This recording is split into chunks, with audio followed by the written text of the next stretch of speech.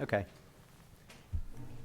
Good evening, everyone. Sorry we're starting out a few minutes late. We just got held up in the other room for something for a minute. Welcome to the Tuesday, May 10th, 2022 meeting of the Garden Grove City Council. Madam Clerk, would you please call roll? Councilmember Brightingham. Here. Councilmember Bowie. Yeah. Councilmember Klopfenstein. Here. Councilmember Kim Nguyen. Here. Mayor Pro Tem Deidre Nguyen. Here. And Mayor Jones. Here. And Councilmember O'Neill is absent tonight. Thank you. May I please ask Assistant City Manager Maria Stipe to do the invocation, followed by Mayor Pro Tem Tu Ha Nguyen to do the pledge. Sure. If everybody could please stand and prepare yourselves according to your faith. Dear Lord, we ask that you be with us tonight as we seek to embrace the needs of our community. We also humbly ask that you guide us to answer those needs so that we may achieve the very best outcomes for the citizens of Garden Grove. Amen. Everybody face the flag, put your arm on your heart and repeat after me. I pledge allegiance to the flag of the United States of America and to the republic for which it stands, one nation, under God, indivisible, with liberty and justice for all.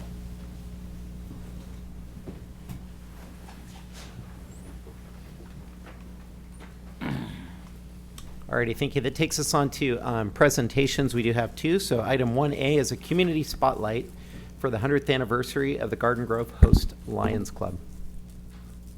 Okay, and so we'll get started with that. Tonight, the Garden Grove City Council is honored to acknowledge and celebrate the 100th anniversary of the Garden Grove Host Lions Club.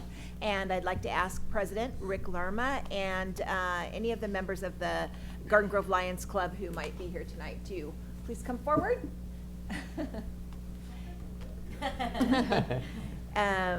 So the Garden Grove Host Lions Club was founded in November, actually founded on November 14th, 1922, sponsored by the Santa Ana Lions Club. At the time, the Garden Grove Host Lions Club was the first and only service club in Garden Grove with about 1,750 residents. Its original membership included a number of well-known community leaders, which, as we know, continues to this day. The members have included Garden Grove mayors, city council members, fire and police chiefs, and many other professionals who have dedicated themselves to serving our community. Throughout the years, the Garden Grove Host Lions Club has answered the needs of the community through important projects such as providing eyeglasses, food, school supplies, and much, much more. The club has also spent the past century volunteering and raising money for local community organizations and worthy causes. Just recently, the Garden Grove Host Lions Club donated a vision screener called Plus Optics to the Garden Grove Unified School District that allows for more and better screening of children who may need glasses in school.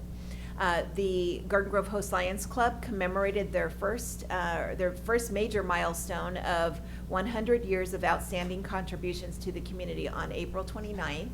And at this time, the mayor and city council would like to present the Garden Grove Host Lions Club with a proclamation honoring their 100th anniversary as they celebrate a century of service to the Garden Grove community. So congratulations and huge thanks to the entire Lions Club.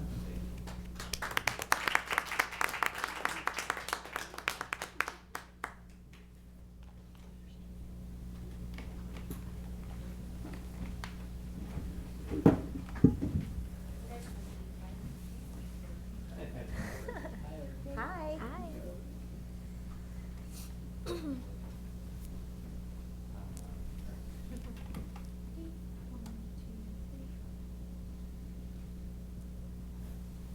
Thank you. Sure.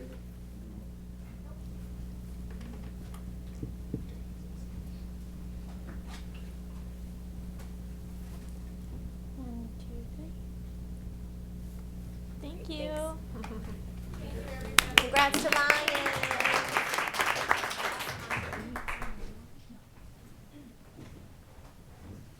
I'd like to say thank you to Mayor Jones and City Council. Thanks so much for this proclamation. We'll hang it in our clubhouse proudly. And despite what you may have heard, I was not at the first charter meeting for the Lions Club. Thanks so much. Alrighty. Item 1B, programming and services information provided by the Thomas House Shelter, as presented by Executive Director Shakoya Green.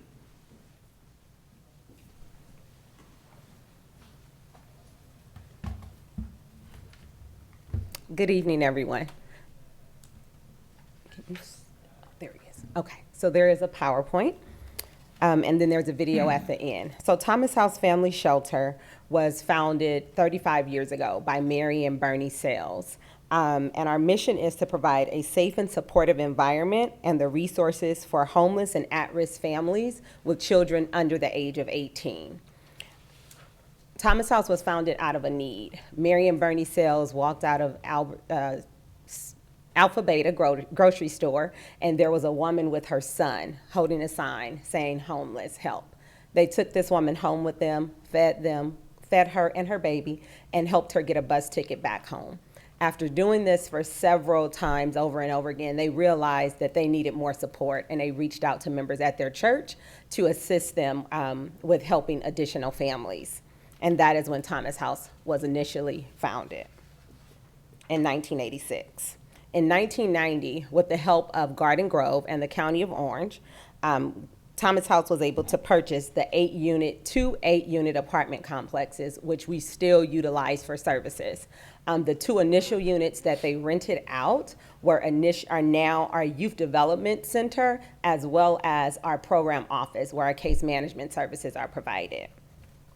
In 2018, Thomas House purchased an additional 8 units across the street on Morningside, where we provide additional services for families who are transitioning out of the shelter, but still need a little bit more time and a little bit more support. So we offer 2 signature services. One is the transitional shelter and supportive services, and the second set of services is homeless prevention services. And these are services that are provided to the individuals after they graduate. So they're able to come back if they need additional support to help them stay in their current housing, if they need food, groceries, any supplies. So our transitional services include all families must be able to work, the adults must be able to work, and they must be willing to save 80% of their income. We provide everything from hygiene, food, clothing, school supplies for their children. We provide everything. 10 counseling sessions at a minimum to address the unaddressed trauma that they have experienced, because 50% of our families are fleeing domestic violence that come to our shelter. And so we believe in ensuring that that trauma is addressed. We also address the needs of the children with our youth development services, which are provided after school tutoring and enrichment. And then we also provide teen case management. In order to address the generational poverty and the generational homelessness, we need to start with our teens and start giving them those skills early to equip them with success for later in their future. Our community impact. So in 2021, 90% of our families who reside at Thomas House Shelter graduate and go into permanent housing. They stay with us for 9 to 12 months, and then they graduate and they get into their own housing, whether that's an apartment or renting a home. It could be low-income housing, depending on their job situation, because 85% of the individuals that come to us only have a high school diploma. So 45% from 2020 to 2021, we served 45 single mothers, 4 single fathers, and 9 two-parent households for a total of 58 families. 53 of the children received supportive services and tutoring, and 80% improved their academic standing from point of entry. 46% of the children participated in distance learning in our shelter when the schools went to homeschooling due to COVID. 85% of our residents were laid off, and in 2021, 100% of them with the use of our utilization of our career development program were rehired on jobs. So our funding comes from individuals, associations, corporations, and foundations. We have 2 signature events, and that is our Autumn's Reflection Gala and our spring event, which this year is our spring concert. We have two big appeals, and that is our Help Them Home. We participate with Orange County Community Foundation, and we participate in the Help Them Home Day of Giving, and also our Back to School and our Holiday Appeal. We also have food, cleaning supplies, books, book and school, and coats and toy drives for our children and our families. Opportunities to get involved. We would love to see some of the community members to get involved in our committees, volunteer committees, provide in-kind donations. When families leave us, they are able to take their furniture with them. So we are always accepting donations of furniture because we always have to restage units. So that's from beds, couches, microwaves. The only thing they are not allowed to take are refrigerators and stoves, but everything else they are able to take with them. Next, you will see a story of a woman named Gabby. Gabby was in our program over 20 years ago. Gabby successfully graduated, purchased a home here in Garden Grove, and is now one of our child care providers. So she provides child care to our families. Thank you for your time.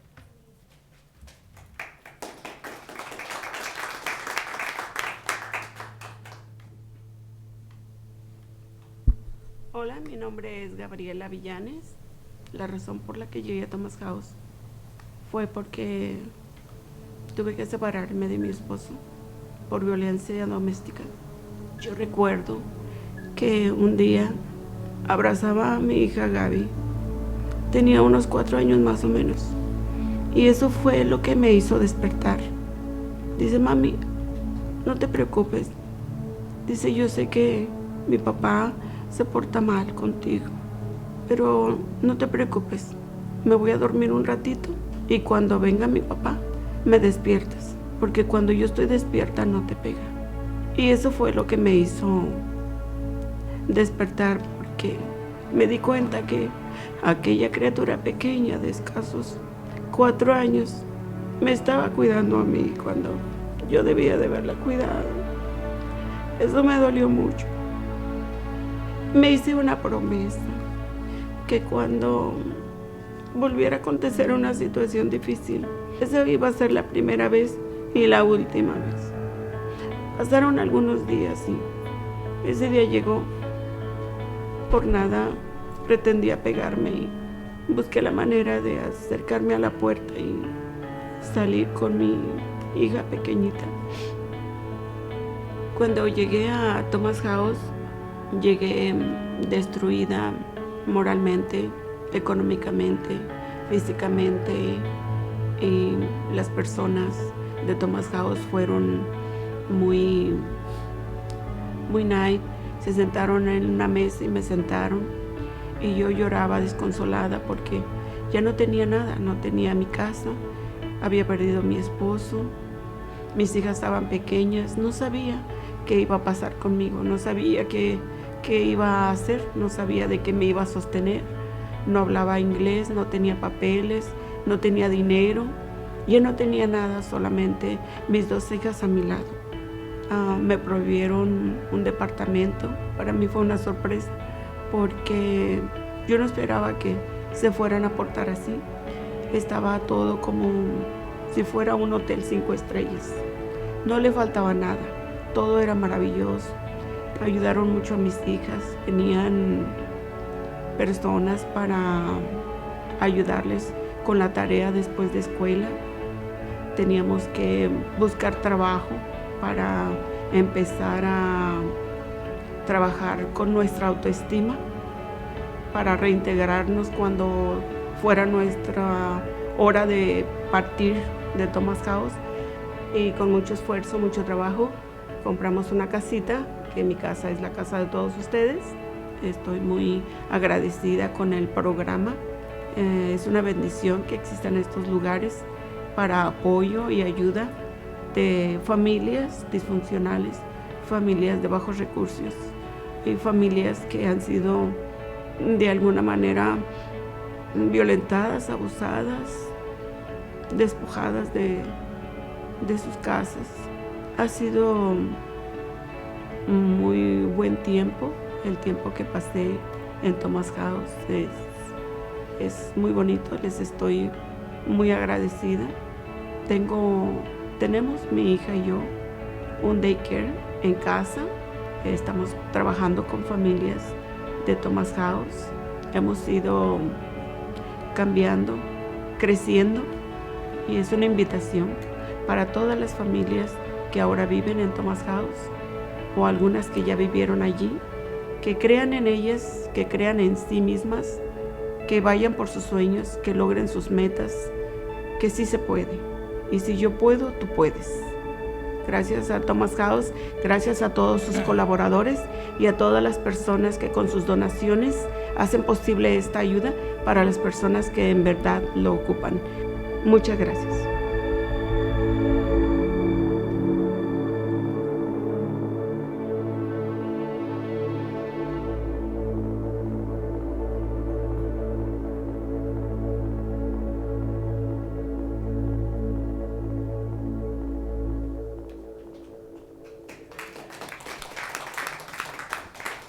That's beautiful.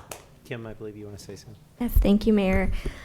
I'm a little taken aback for words because I wanted to share, I had seen posts and videos and just look backs of a young woman that I went to high school with who now has her master's and has gone back to do a lot of work in Thomas House. And I saw a few years ago, right before COVID, she had some of her friends come to Thomas House and do like makeup tutorials to help build the self-esteem of the women that were there. And now I'm watching this video and I realize that the young woman, the daughter of Gabby, is someone that was in my class in elementary school. And it's shocking that you never know what someone else is going through. And I literally just remember sitting in class with her. She was a grade younger than me, but I was in a combo 4th and 5th, and then 5th and 6th class, and she was with me both years. So to see that is a little shocking. I wasn't expecting to see that. But the other individual that I was talking about is someone who, has gone through difficulties in her life, has gotten her master's, and has dedicated so much of her life to come back to help Thomas Health for all that's done for her. And now to see that another classmate of mine has gone through the same thing, and now they're helping provide childcare to these women, to these families, is phenomenal to see. Please, Shakoya, thank you so much for being here and for sharing this with us. I've always been aware of the program and the great work that you guys do. And I know there's been some strained relationships, but I'm happy to have met you and to be able to build this. And please, let's have conversations now. I feel like I should be volunteering, like I'm not doing enough. So I will definitely call you to figure out what I can do to be part of this amazing organization, more than I already have. I was there maybe a few weeks ago with the Garden Grove police officers, and a very young, spunky little girl tried to teach me how to cartwheel. But I can tell you right now, these little arms cannot cartwheel. So at least I made her laugh.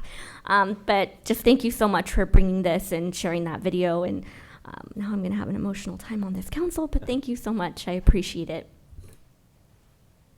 And thank you so much, Shakoya, for being here. Okay, we'll now move on to, actually, we're going to recess and we'll conduct, nope, we're going to oral communications next, sorry. We do have a couple cards, starting with Ms. Carr.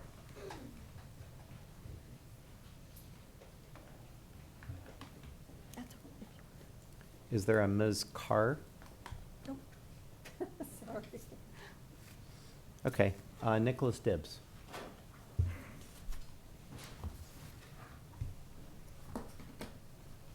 Mayor Jones, members of the council, I too am grateful for what Thomas House is doing.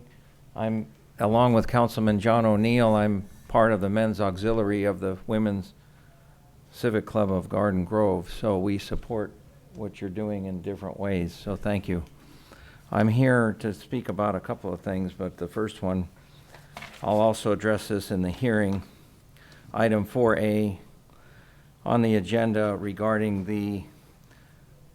the land behind the Women's Club. I don't speak for the Women's Club, I'm only speaking for myself.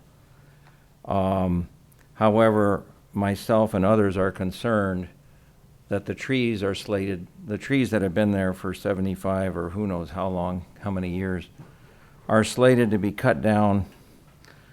The question I have for the council, and my request is that you table this item. The Rails to Trails program was designed to take the land from the red car train railway and turn it into trails and open space and green space. And here in Garden Grove, we're losing our green space. We need more green space. We need to keep the trees. And we need to keep the garden in Garden Grove. And now they're going to turn this land into a parking lot, basically. But the land is public land. It was purchased with, I understand, from public funds through OCTA from the railroad company. And now it's being turned into a parking lot for Simpson Chevrolet, a private company, for-profit organization. And the question is, why are we taking public land and allowing a business to use it when there's all kinds of other parking lots that are already paved and are already in existence around here? Why are we doing this? So that's my first question, why are we doing this? I'm asking the council to please table this item. Each of you, George, I haven't had a chance to talk to you yet about this, but if you'll please table this, because it's unfair that you're taking public land purchased with state funds, however it came about in the Rails to Trails program. We need the green space, we need open space, we need the trees to stay, and it's not fair and it's not right that we're using public money to fund or provide a parking lot for a car dealership that could easily go and rent some parking lot somewhere else. So why are you going to chop down the trees? Why are you going to pave over or put gravel or whatever is going to happen on a right-of-way area that should connect with the existing Memorial Park so that we can have more park space and more green space? So that's one question, and I have other questions which I'll bring up at the public hearing. I'm asking the council to please table this item. Thank you. Thank you. Velvet Yvette Victorian. Good afternoon, City Council members. My name is Velvet and Victorian, and I'm a homeless advocate. Something told me to come here today, and I'm glad that she's here. And I'm from Los Angeles. I have a project called the Velveteen Rabbit Project. And I moved here thinking that I could go back to school because I have a scholarship waiting for me in Santa Ana College. And I have a Section 8 voucher, so I ported it over here. And when I ported it over here, they told me, well, once you get it here, you can maybe move it to another city if you can't find anything. And so for the last 3 weeks, I've been here looking for housing, and I went to about 8 different housing complexes that were really nice compared to what I would have gotten in Los Angeles. And the problem that I had was that they, when the inspectors went out, and each one of them told me that before they took my application, that they don't approve the amount that we want. So I've been to 8 properties, and they may want $17.95, and they approve them for $16.95. A lot of them don't have refrigerators, and I've heard in Los Angeles a lot of times if they don't want to furnish a refrigerator, then they don't want to give them the money. But I want to tell you guys that your properties look really nice, and the difference in Los Angeles and here is that at least you guys have landlords that are willing to take the voucher. In Los Angeles, the only people that want to take these vouchers are slumlords. And I've been put out 2 times, and this last time, the manager, I found out he had 25 felony arrests for burglary, and this is in Baldwin Hills. You know, y'all heard of Baldwin Hills. 25 felony arrests for burglary and grand theft, and he broke into my apartment when he was supposed to be fixing something. And so after my camera, a $650 camera that I used for my organization, came up missing, I did a background investigation on him. So once, and he applied for PPE money, but what I'm saying to you is that now he burned up my apartment. So I got so sick, I said, I'm gonna come out here, because I used to work for AT&T. And I never was homeless till I moved to LA. I used to live in Huntington Beach in Corona. But when I moved back to LA, the housing and the jobs were so horrible. And I've had my voucher for over 10 years. And every 2 years, I've had to move. So I'd like to urge you guys to the medium income, whatever level that you guys are claiming is $1,500, it's not. And we need to look into making sure that these people pass these properties because they're not slumlords. They deserve to get paid. And people deserve to have housing if they got a voucher. And I'll be glad. I'll help her any day of the week. If you Google my name, Velvet Yvette Victorian, I got tons of viral videos of how I like to help people every day. And, you know, you can't do anything without addressing people's Maslow's hierarchy of needs. And the first thing is that people need decent, affordable housing. And I don't know, this birdie told me to come here, and then for her to be in here talking, I feel like I'm in the right place. So you guys, I know every mayor, almost all over everywhere, because I've met them from having problems like this. So you guys, work on that for me, and let's make Garden Grove the best place in Orange County. Take care. Thank you, Velvet. Okay, that's all the cards we have. Is there anyone else wishing to speak that did not turn in a red card? Pink card. Yeah, please come ahead on forward. I think will speak later on. Oh, this is just for oral communication. So if you're here on a specific, let me check it out real quick.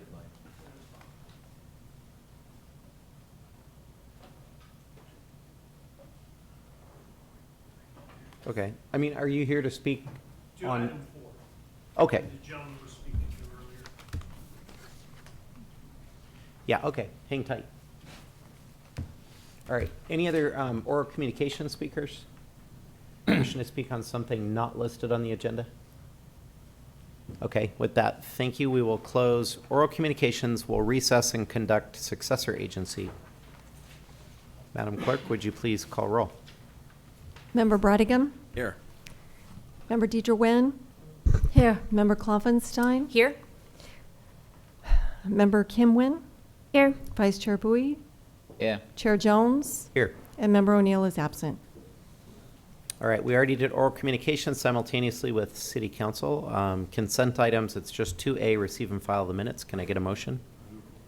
Second. Call the vote.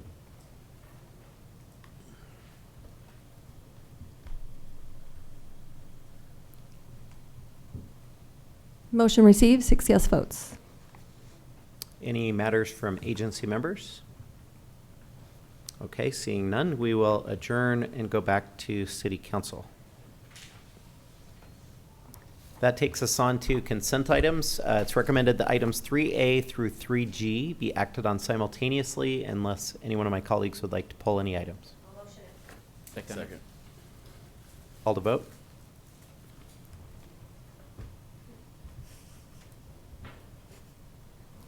Motion received, 6 yes votes. All right, public hearings, item 4A. Item 4A is the introduction and first reading of an ordinance approving amendment number A34, 2022. It's entitled An Ordinance of the City Council of the City of Garden Grove approving amendment number A34, 2022, a text amendment to Chapter 918 Mixed Use Regulations and Development Standards of Title 9 of the City of Garden Grove Municipal Code to establish automobile fleet storage as a conditionally permitted use in the NMU Neighborhood Mixed Use Zone and to establish related special operating conditions and development standards. And Mr. Marino from the Planning Division is here to give the report. Thank you, Mayor and council members. Before you tonight is a recommendation from the Planning Commission to approve an amendment to allow automobile fleet storage as a conditionally permitted use in the NMU zone on the OCT right-of-way areas where such use would only be in conjunction with an existing new car dealership located within the City of Garden Grove, subject to a conditional use permit and a site plan, and with special operating conditions and development standards in order to facilitate the approval of an automobile fleet storage project on a vacant lot located on the north side of Chapman, east of Gilbert, near the intersection of Chapman and Gilbert. The subject site to be developed is a 1.7 acre lot oriented diagonally with frontage along the north side of Chapman Avenue and along the east side of Gilbert Street, located near the intersection of Chapman and Gilbert. The site was a portion of the former Pacific Electric right-of-way, which bisected the city of Garden Grove, running through or along major commercial centers and residential areas. In 1982, the right-of-way was purchased by OCTA, and in 1990, the OCTA and the former Garden Grove Agency of Community Development had entered into an agreement for the purchase and joint use development of portions of the right-of-way. The agreement provided for permanent underground and above-ground easements for transit purposes. Any future development, including parking lots, would be subject to removal or modification during the construction phase of future transit system. The intent of the agreement, in part, was to ensure that long-term development of the corridor for transit-related purposes would not be precluded by any future uses. In 2000, an easement located at the southern end of the subject property, it's shown in the green area on the screen before you, was recorded to allow a private access point to provide additional vehicular access to the adjacent shopping center. This private road access easement area will remain as is. In 2005, the current property owner purchased the property from the Garden Grove Agency of Community Development. The property has since been vacant. In 2012, Garden Grove completed a comprehensive rezoning effort throughout various areas of the city by establishing new mixed-use zoning. Even with the new mixed-use zoning in effect, the property owners has difficulty finding a long-term and suitable use for the property due primarily to the surface development restrictions on the property.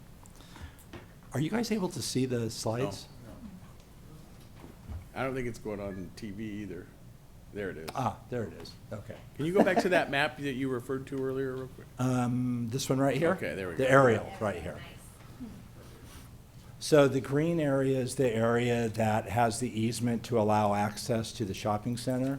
And then the red area is the area where there's the proposal to have fleet storage. And then these right here are just pictures of the right-of-way from the street.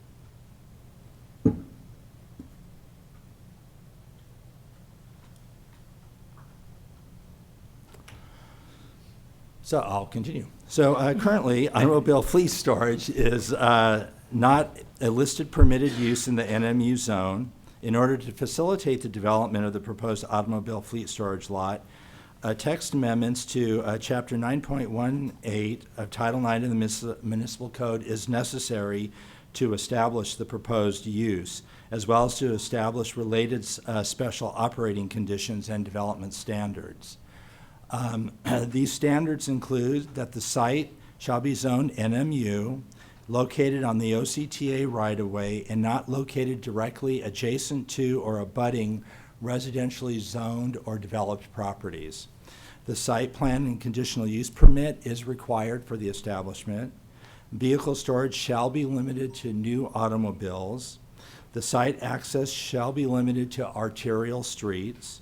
The perimeter fence shall maintain a minimum setback of 15 feet and that it's fully landscaped between the fence and the public right-of-way.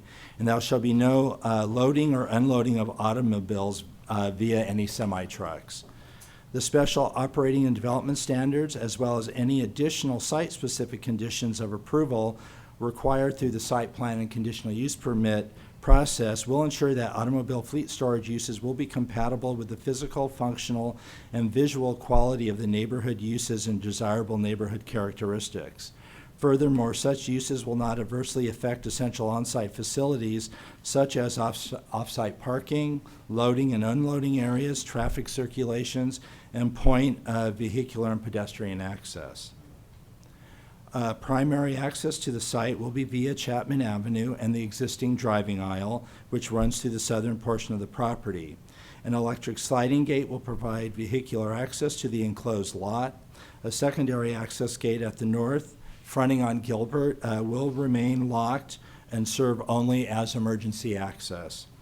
The lot will consist of a paved parking lot area with associated side improvements, including striped parking stalls for 144 cars, perimeter fencing, parking lot lighting, and landscaping. A two-way drive aisle will run diagonally through the center of the property with rows of parking spaces on each side. The approval of the associated site plan and conditional use permit by the Planning Commission are contingent upon the City Council's approval of the subject code amendment. If this moves forward, it will allow the use and the operation of the new automobile fleet storage lot operated by the existing Chevrolet dealership in the city of Garden Grove. At the April 7th Planning Commission meeting of this year, the Planning Commission voted to approve the site plan and the CUP, and they recommended that City Council approve the subject code amendment before you tonight. The Planning Commission, as part of their approval, did recommend a change to one of the special operating conditions. It originally stated that perimeter fencing shall not include the use of barbed wire, concertina wire, razor wire, or other similar fence treatment. They did add the verbiage that states that it's okay as long as it's not visible from the public street or located on the top of the fence. They felt like that would add a little bit more security for the parked cars, as long as you didn't see it from the public right-of-way. With that, it is recommended that the City Council conduct a public hearing, introduce and conduct the first reading of an ordinance approving amendment number A034-2022 for a zoning text amendment to allow automobile fleet storage as a conditionally permitted use in the NMU zone in conjunction with an existing new car dealership located within the city of Garden Grove, subject to special operating conditions and development standards. And staff is here to answer any questions you may have. Thank you, Lee. Any questions or comments? Mayor? Go ahead. Yeah, you know, looking at the map that you showed there, the photograph overlay, it appears that most of the trees that were discussed earlier in public comments were either within the 15-foot setback or on the women's property, the women's club property, right? Well, here, I'll go back to the aerial.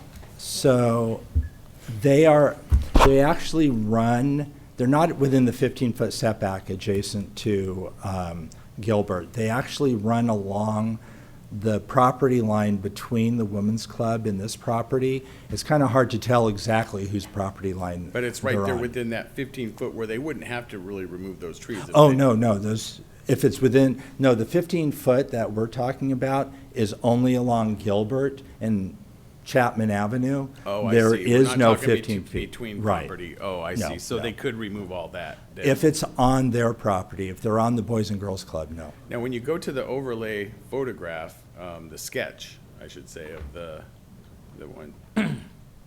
This one? Yeah, it shows all the trees are within the women's property, the women's club property, except for one that it shows there in, a couple Right. parking spots. So is it conceivable that we'd only have to remove one tree instead of? One or two or whatever's in. The applicant's representative is here and he may know how many trees would actually be removed. Okay, But yeah. maybe good question for him, maybe. Yeah. All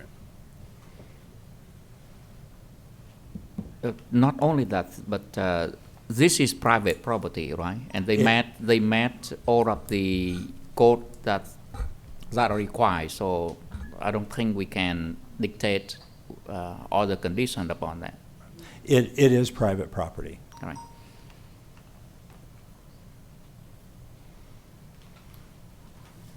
Any other questions or comments, or should we open the public hearing? Okay, we'll go ahead and open the public hearing. I do have one speaker card, Mr. Steve Lane.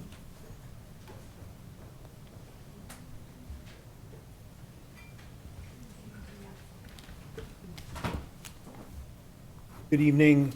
My name is Stephen Lane. I'm a licensed commercial real estate broker and have been working with the current ownership to sell this property since they acquired it back in 2005. We have been trying for nearly 20 years to sell the property, and the challenge has been because of the restrictions that the city has put on. It's your right to put those restrictions, but the value of the property is substantially below what any other property in Orange County would be. I just wanted you to know, it is owned by my client, not by the city at all. I'm not working with developing the property, but I know, having walked it, one of the challenges with that property has been, because of the trees that are there, we get homeless encampments in there on a regular basis, and am called by the retail company to please see what I can do. We make calls to the police department. Everybody's very accommodating. It's not something that anyone wants, but the trees do have that problem, and I think having more movement in that area will help to alleviate the homeless over there. I'm happy to answer any questions about the property that you may have from a physical standpoint. And your comment about the trees being on the women's club, for the most part they are.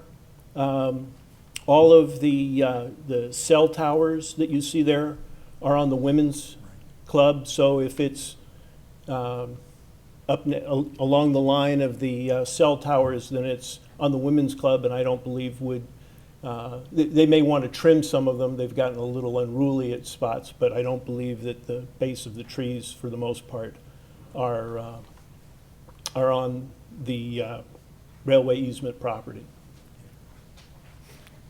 Any questions I can answer? Yeah, can you sir? maybe just describe, just for us and for everybody, just the, some of the physical aspects you're talking about of what you propose to improve on the property, like the I'm selling the property, I'm not buying. There are some representatives of the Okay. buyers who. Oh, I could- thought you had just said you could talk to the. Well, kind of I can tell you physical about attributes. what's on the property right Got it. now, having walked Okay. it multiple times with Okay. people to buy it. Okay. Cool. Okay? And happy to answer any other questions. Thank you. Thank you.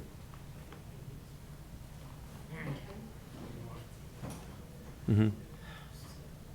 Yeah. That's great. Yeah. Come forward, Nick. Okay, first off. We'll bring him up in a minute. First off, I'm Nicholas Dibbs. I'm a longtime resident of Garden Grove. Along with Councilman O'Neill, I'm part of the Men's Auxiliary Unit of the Women's Civic Club of Garden Grove. I've seen the property. I've seen the trees.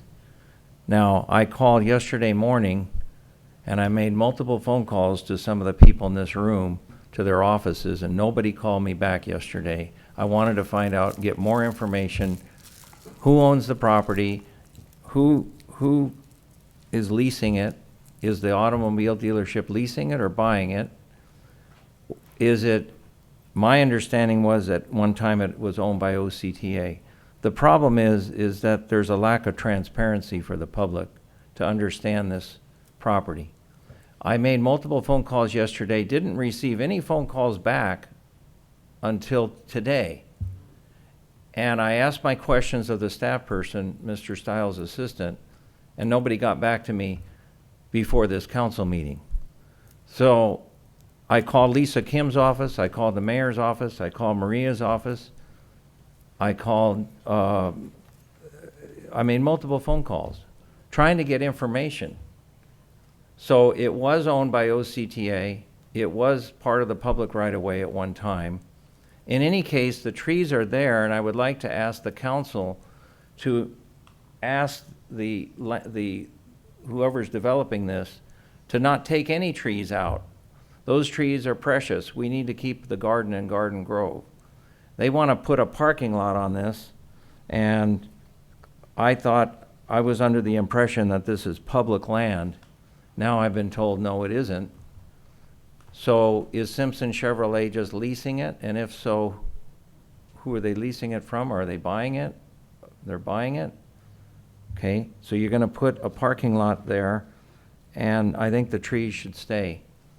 Some of the trees are on the Women's Civic Club of Garden Grove property, some are on the other. They're longtime trees that have been there a long time. We need to keep the trees in place. So I'm asking that the copy of the lease agreement should be, this should be publicly vetted. And I think you ought to still table it till we get more worked out, but I do think the trees should stay, all of them. Thank you. Thank you. Anyone else wishing to speak on this item? Yeah. Oh, looks like we got one more. Hold on. Well, we're. Are you together? Okay, gotcha. Yeah, I'm Representative Simpson and Nick. I'm Nick with CBRE. I'm the commercial Gotcha. brokers on David Simpson's On side. behalf of Gotcha. us, Mr. Simpson's out of town. Yep. As far as the trees, I really can't tell you if all of them could stay. Obviously, if we can, we'd like to save them. They might have to be trimmed, tree droppings, ring paint, makes it kind of messy. You explained how we were going to develop the land. I mean, it's very clean looking. It would get rid of maybe people just hanging out around there. Trying not to be, trying to be a good neighbor. I'm not sure what we can do. You might be a little more familiar with the property. The layout kind of speaks for itself. But where those trees are, I'm not 100% sure if they can be saved. We did buy it. It's not leased. When was it bought? We're actually in escrow as we speak. It's been in escrow for about a year, going through this process with the planning department and the city. But it wasn't. Excuse me, Mayor, please go into order. Just go ahead and address us. Okay. It's Yeah. not a dialogue with the audience. Yeah, so we're in escrow, and this is part of the process that, part of our due diligence that we're doing and contingencies Yeah. that we have Yeah. in buying the property. So, I don't, any other questions? I mean, there's some things I can't answer on that as far as the trees. It's laid out to the best that we could. The easement, there'll never be a truck unloading there. They're gonna offload at the store itself. We drive them up individually. So it won't create any more congestion, for the public as far as, big, on Garden Grove, sometimes we know we have to unload those big trucks. We're not gonna do that there. We're trying to be as neat and quiet as possible. It's got lighting, comes on automatically at night. It's got a security system. If people come on, it will speak to them. Please remove yourself. It's only activated if people hop on our side of the fence. So we're not trying to make a lot of noise, just we need more room to store our vehicles. What type of fencing and how tall, and is it screened or not screened, and that kind of thing? I think that's in there. I think it's 7 foot high. Yeah. The 7 foot high I fencing. think it is 7 foot high. Right. 7'5"? No, 7 foot. Okay, 7 foot fencing around it. Screened? Pardon? Screened? I don't think it is chain link, right? No, it's wrought iron. Yeah, Is it wrought wrought iron iron? and, Okay. Yeah. and screened or not screened? Oh, screened. I thought, Yeah. sorry. Yeah, no, it's not screened. You can be able to see through it. Yeah. I think there was a condition of you can't see barbed wire from the street, or you can't see barbed wire from the outside or Right. something like Yeah, that. the But point that of the doesn't barbed mean- wire is to have it underneath the top of the fence. The wrought iron's gonna have those, kind of that curve, it's supposed to have that Crook curved arm or top whatever? with the barbs Hooky on things, it. Yeah. But then the planning commission felt like they might need a little bit more security. And so when they brought up the idea of barbed wire, it was, well, yeah, you can do it, but it needs to be underneath the height of it so you don't see it. Because, if you're trying to get something like this to blend in with the surrounding neighborhood, especially with a parking lot, you don't necessarily want to see barbed wire in the middle of a shopping center. And then what about landscaping? The landscaping would be along the street frontages. So just on Chapman and Gilbert Street? Chapman, frontage? yeah, and there's already landscaping on Chapman, but we have that condition as a requirement. And then along Gilbert, they would have to put landscaping, and that's to keep the same kind of street treatment that you would have in any commercial center. Go ahead. That area has been known to be a magnet for homeless, and in fact, we have so much issue with homelessness, over the years. I think it is of your interest to make sure that that it is secure place. Do you plan to have security patrol, or something that frequently going and checking for, issue? We're over there usually every day. In fact, we have a current storage lot now owned by CTA that we're going to get rid of because we rent it. And it's on that same, it's close to that same Same proximity. We're just a little bit further down off of Gilbert. And we're, at the moment, with the lack of inventory, we're not there much. But when inventory kind of goes back, we're there every day.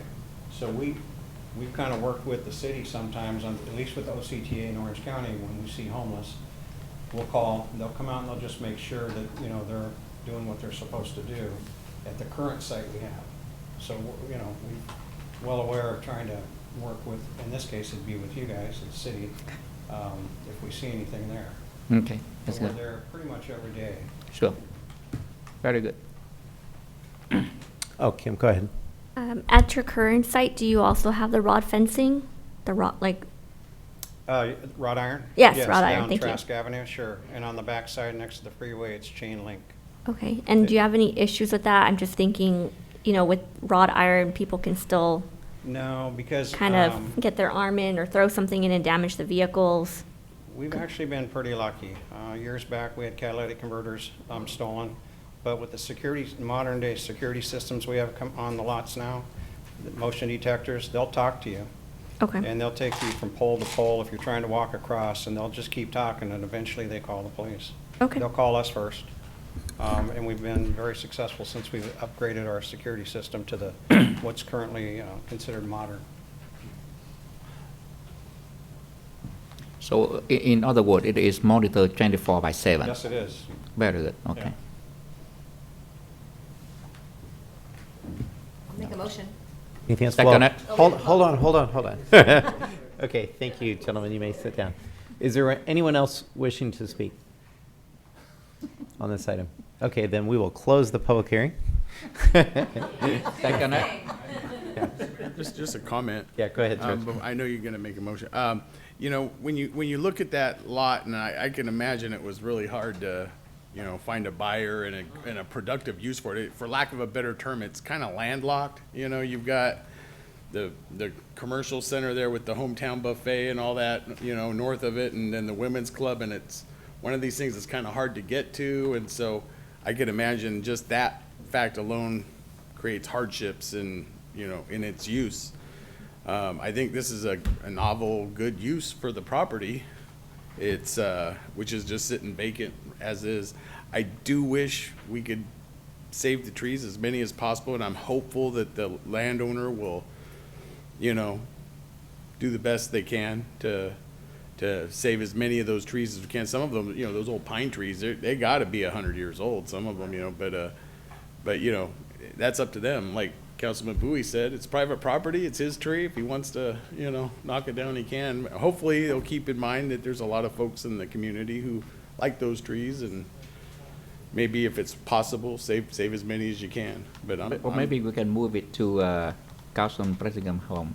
Put it in front of my house. Is Front that yard, what- yes, okay. front yard. So with that, you know, so with that, I'm supportive of this, yeah. I just want to make one clarifying comment too, per the listing broker's comment, that the restrictions on this property are actually deed restrictions imposed by Orange County Transportation Authority.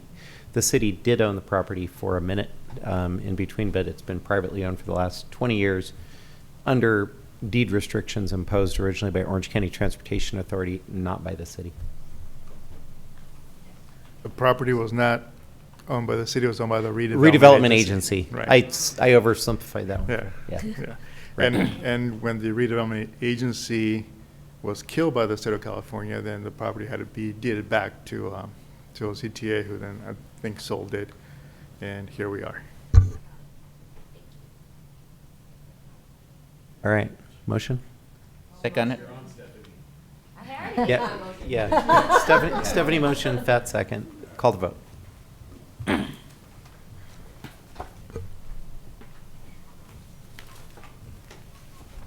Oh.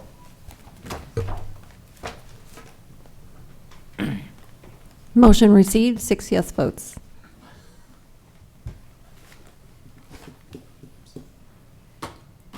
Alrighty, takes us on to items for consideration 5A. Item 5A is award a contract to R2 Build, doing business as R2B Engineering, for project number CP 1268268, Pressure Monitoring Improvements Project, and Mr. Murray is here to give the report. Thank you, Ms. Pomeroy, Mr. Mayor, and members of the City Council. Tonight, City Council is being asked to award a contract to R2 Build for the construction and installation of a citywide pressure monitoring system. The work will be done at 5 existing sites throughout the city.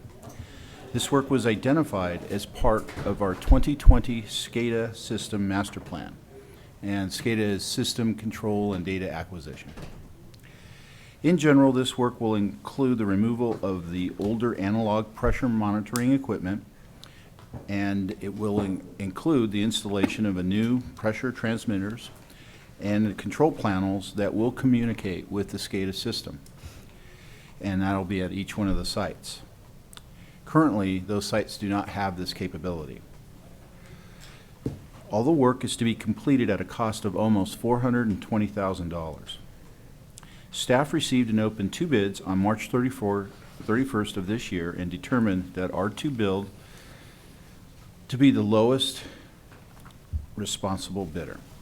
Should the council decide to award the contract tonight, contractor can begin work in June and should be complete by Halloween. This project will be paid for with water funds. This concludes staff's report, and I'm available should you have any questions. Thanks, Bill. Any questions, comments? Or a motioni? But Second. Call the vote.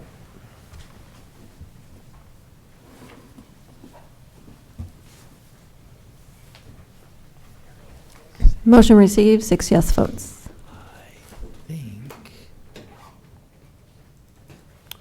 All right, it takes us on to matters. We do have several listed tonight, so we'll start with 6A. Are you saying anything for Scott, or do I just hand this over to Lee?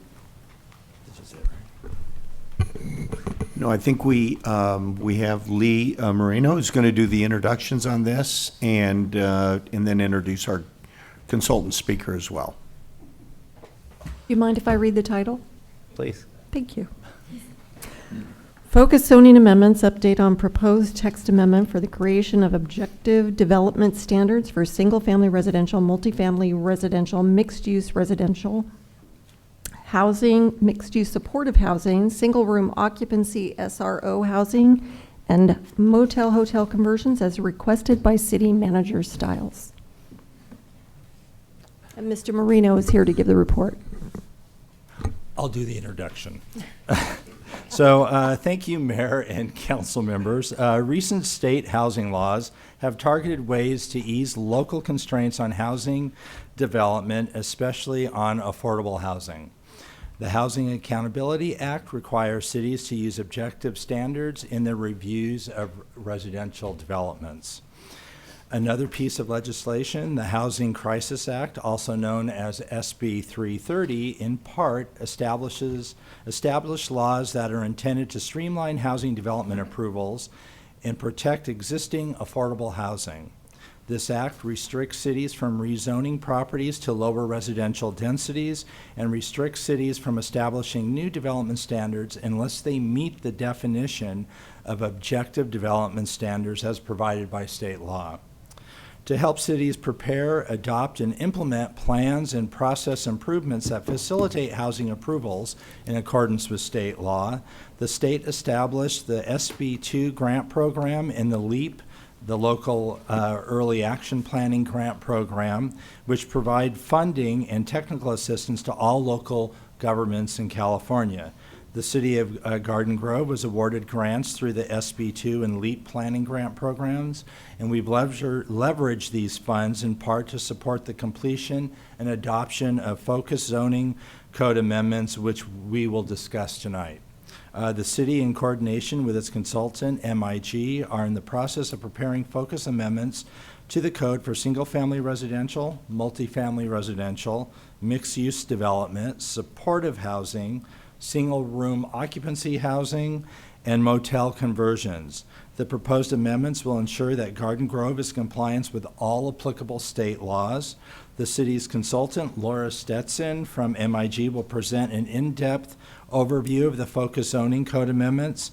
Following the presentation, we'll be here to answer any questions you might have. And I will hand it over to Laura.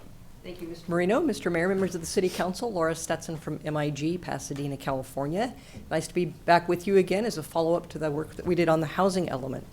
What we're going through tonight is actually a preview of things to come, and Lee mentioned it's going to be in-depth. It won't be that much in-depth. We're going to provide a higher-level overview just so that you can ask questions and give some direction on adjustments that we might make to a work in process before it goes to the Planning Commission and then to you. We did meet with the Planning Commission on April 21st to give a very similar presentation. We will review with you the direction that the Planning Commission gave or some suggestions that they made. And we're looking for further suggestions from the council tonight and any questions you might have. This is kind of a weird grouping of code amendments, if you will. We've put them all together. They're actually being done in parallel with things that your city attorney's office are working on also to address supportive and transitional housing, housing very similar to the Thomas House presentation you heard this evening, just to make sure that those codes provisions are up to date as well. So we're going to be bringing all of those to you at the same time. And Lee went through the topics that we are going to address this evening, but I think we're going to spend most of the time, this is about a 20-minute presentation, on the objective design standards, why they're proposed, and what they're all about. And the overarching purpose of these code amendments are to address the requirements of state law, but also to address things that have been vexing staff for a number of years, things that just aren't working, and it's time to fix them. And also to make some modest adjustments to the mixed use regulations that developers have said have really prevented the types of projects that they want to do from moving forward, and so some adjustments will be made without compromising the city's objectives for quality housing. The objective design standards, as Mr. Marino indicated, are something that are required by state law. They're kind of hard to get your head wrapped around, so that's why we wanted to give you a heads up before it comes to you as part of a formal ordinance. All of this boils down to creating greater certainty to housing developers so they know what the city's expectations are, and so that these types of projects can move more quickly through the public hearing and the approval process so that housing can actually get built in the community. The topics, I'm going to address the first three as a grouping, and to repeat, the overarching goal is to ensure that the city complies with state law, meets standards, but certainly tailors these standards for Garden Grove sensibilities. So the first grouping of topics are housing that really starts to meet the needs of the individuals who are in lower income groups that may not have housing today, or who are looking for options that are really quite affordable, such as single room occupancy, or what we call SRO types of housing. And so the first type of housing that we're writing code provisions for are supportive housing from people who are looking to move out of homelessness. And this would be housing that is 100% affordable housing for people who are homeless, to provide the types of housing that would have people a feeling of independence and moving on in their lives with complete units, bathroom and kitchen in each unit. A lot of people who are unhoused do not have parking. State law indicates that there cannot be parking requirements if there is transit nearby. And importantly, there needs to be a on-site supportive services to these folks to help them not just have a place to live, but to gain life skills that can allow them to move on in their lives. During the COVID pandemic, you might recall that there was the state allowed the temporary conversion of motels to housing to address the needs of people who were being perhaps evicted for non-payment of rent. And there is now a program proposed to continue to allow for motel conversions for a longer time period. And these would be allowed in the zones that you see on the screen. It would be restricted to transitional and supportive housing, again, for people who are finding themselves in difficult situations in their lives. Similarly to the homeless supportive housing, there would be on-site services. The parking at the motel would have to be maintained in the event that it ever converts back to a motel. And there would be a restriction on short-term rentals, meaning rentals any shorter than 31 days.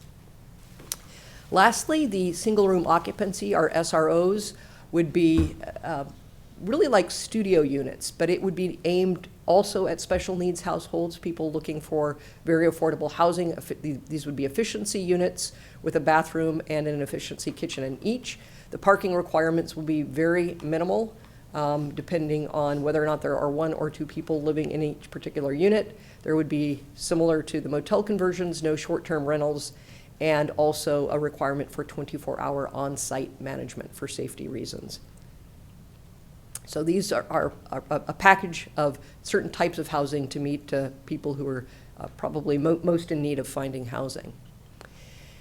Second topic, many years ago, city staff adopted a series of policies, not codified in the zoning code, that were aimed at preventing the conversion of single-family homes to boarding houses for people renting out bedrooms to a series of people, and even trying to put efficiency kitchens in each of the bedrooms, if you will, and that created problems in neighborhoods with overparking, strains on infrastructure that was not really set up to allow that type of density, people density in a housing.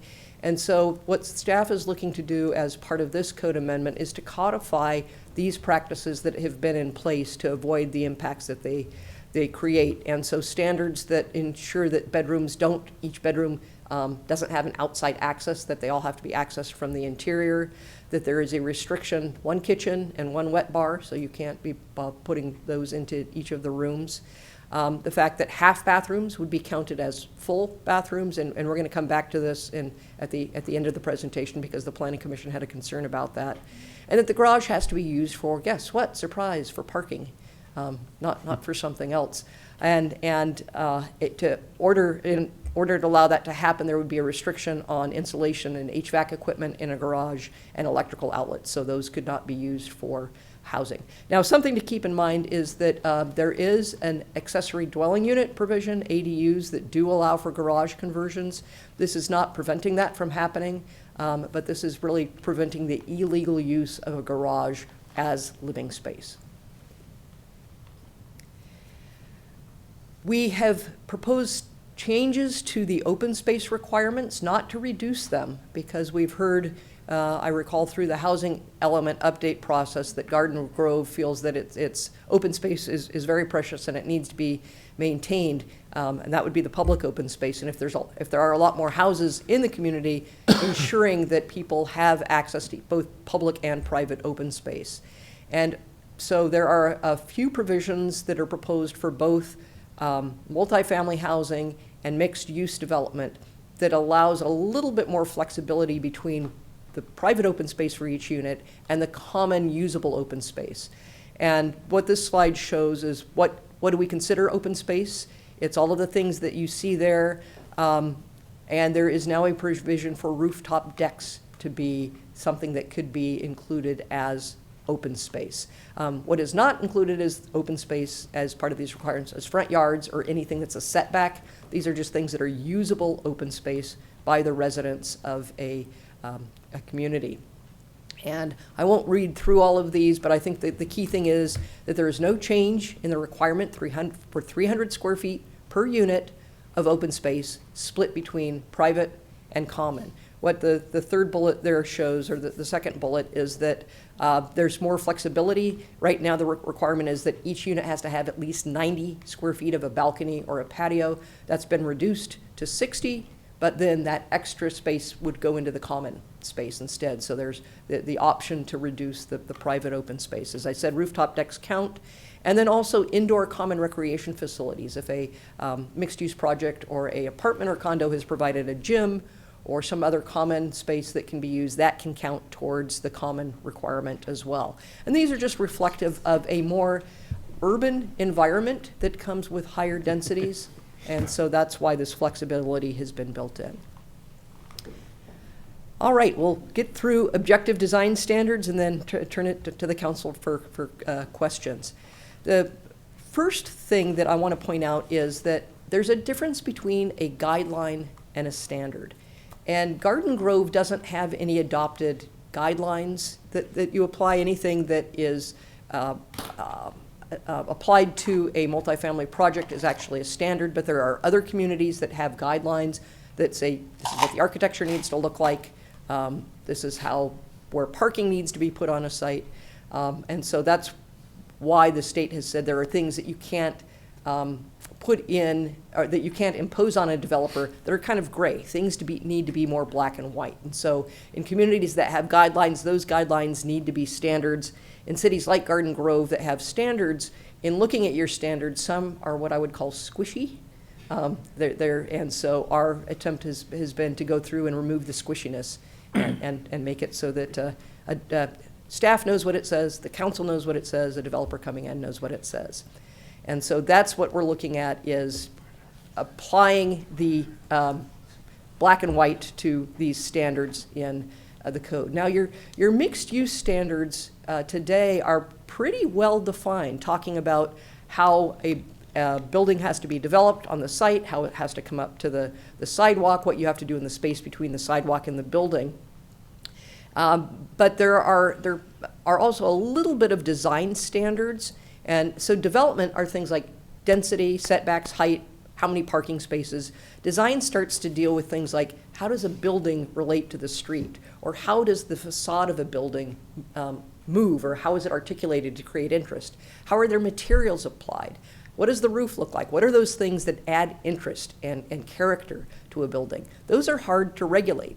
The state legislature has given us the task, though, of regulating design in some manner. And it can be through choices. You can say, okay, developer, you need to do 3 out of the 5 on this list, or you have to do at least a articulation in the building at least every 50 feet of its facade. So these need to be things that are measurable, defined, but do still provide the flexibility, because you don't want everything looking the same in your community. The objective design standards apply to multifamily housing, so that would be any townhome, apartment, mixed use that's at least 2/3 residential. It would apply to small lot subdivisions, because that would be more than one unit that is being built. The things that it does not apply to would be to a single home on a single lot. So single family homes, if somebody wants to come in and tear down their home and build a new one, the objective design standards would not apply. It doesn't apply to commercial projects. Per the law, it does not apply to historical properties. And so if anything in the community is designated historic, these would not apply. Doesn't apply to things in high fire hazard zones, flood zones, a bunch of things that Garden Grove generally doesn't have. And it does not apply to accessory dwelling units, because you have separate standards for accessory dwelling units, and the state has been very rigorous about what you can and can't do with ADUs. Big question again is, why do you have these objective design standards, other than the fact that the state has said that it's important to do this? So it's important to achieve that consistency with housing law, to remove the challenges that developers face when they are reading something and staff interprets it differently, and they have to come essentially before the Planning Commission as the arbiter of what does that really mean. It allows you to tailor the standards for Garden Grove, and it also implements housing policy that says, let's make sure that housing just isn't planned, but that housing can be built, but in the manner, in the place that is appropriate for Garden Grove. So this is an example of what is subjective versus objective. You can see on the left side of the screen that it says you got to be screened. Well, how do you screen it? Objective tells you how you screen it in the manner in which it needs to be screened. So it's tightening up language. Current language in the code today that's current talks about incorporating architectural features that contribute to the design, and that the entries need to match that. Objective would tighten that down and tell you, exactly by a measure of at least 48 square feet, or that the entry has to be at least 20% the width of a street-facing facade. Those are things that can be measured and understood without being too dictatorial. Another subjective requirement today is that walkways have to be paved with high quality and durable materials. What does that mean? What does durable mean? Well, it's pavers stones or cobblestones or pattern or scored concrete. So that's telling the developer, and it's telling staff what is a durable material.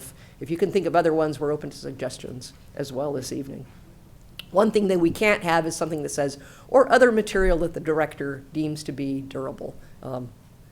I don't know what Lee and Lisa are going to take with that language, so we've got to tie their hands a little bit. Grass is pretty durable.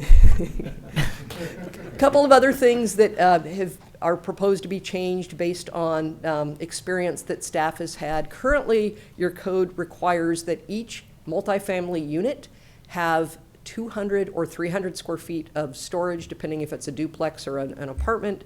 And that would mean storage, for example, in a garage, in an underground garage, over your garage. And that would be a place where you put your Christmas decorations or things that you haven't looked at since you've moved into your apartment.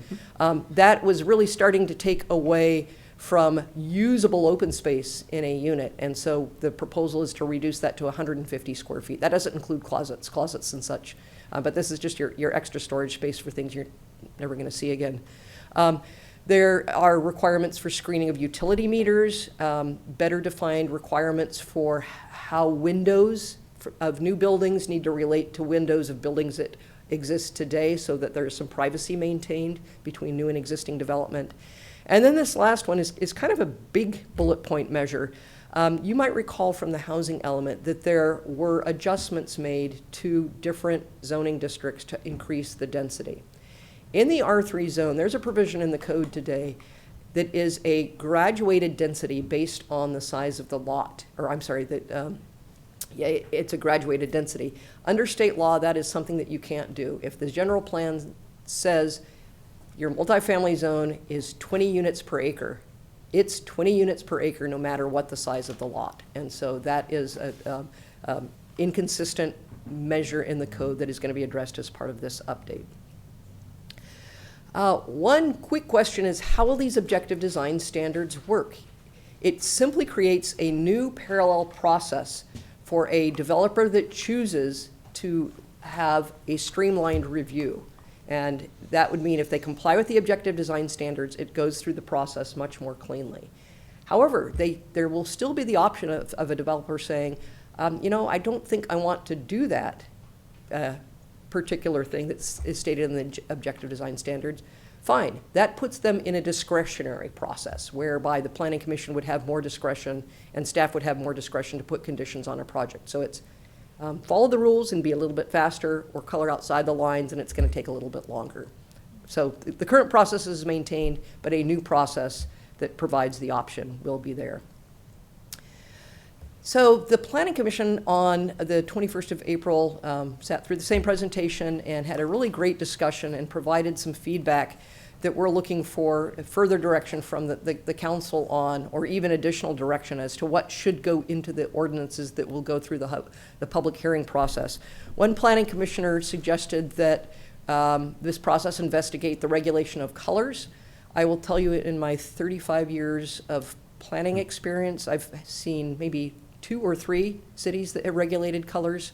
One is Santa Barbara, and I think you probably know what Santa Barbara looks like. All the buildings pretty much look the same.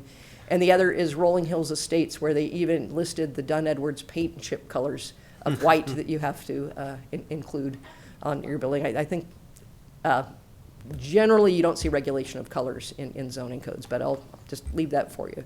There will be step backs in buildings required for the second story and above. So that would mean that if a multi-story building meets the setback on the first story, that the buildings start to step back on upper stories, so that you're not having a massive wall on adjacent to perhaps a single family home. And we do have some provisions in the code for step backs already, and the commission wanted to make sure that that be included.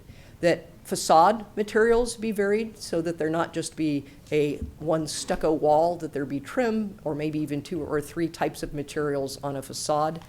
And that might be including varying the features such as inset windows, and doing other things to create some interest in the building. And I think some of these suggestions came from an architect on the Planning Commission. And they even used the term four-sided architecture, meaning don't just pretty up the first facade. It's very important that the sides and the back look nice too, because somebody else is looking at those.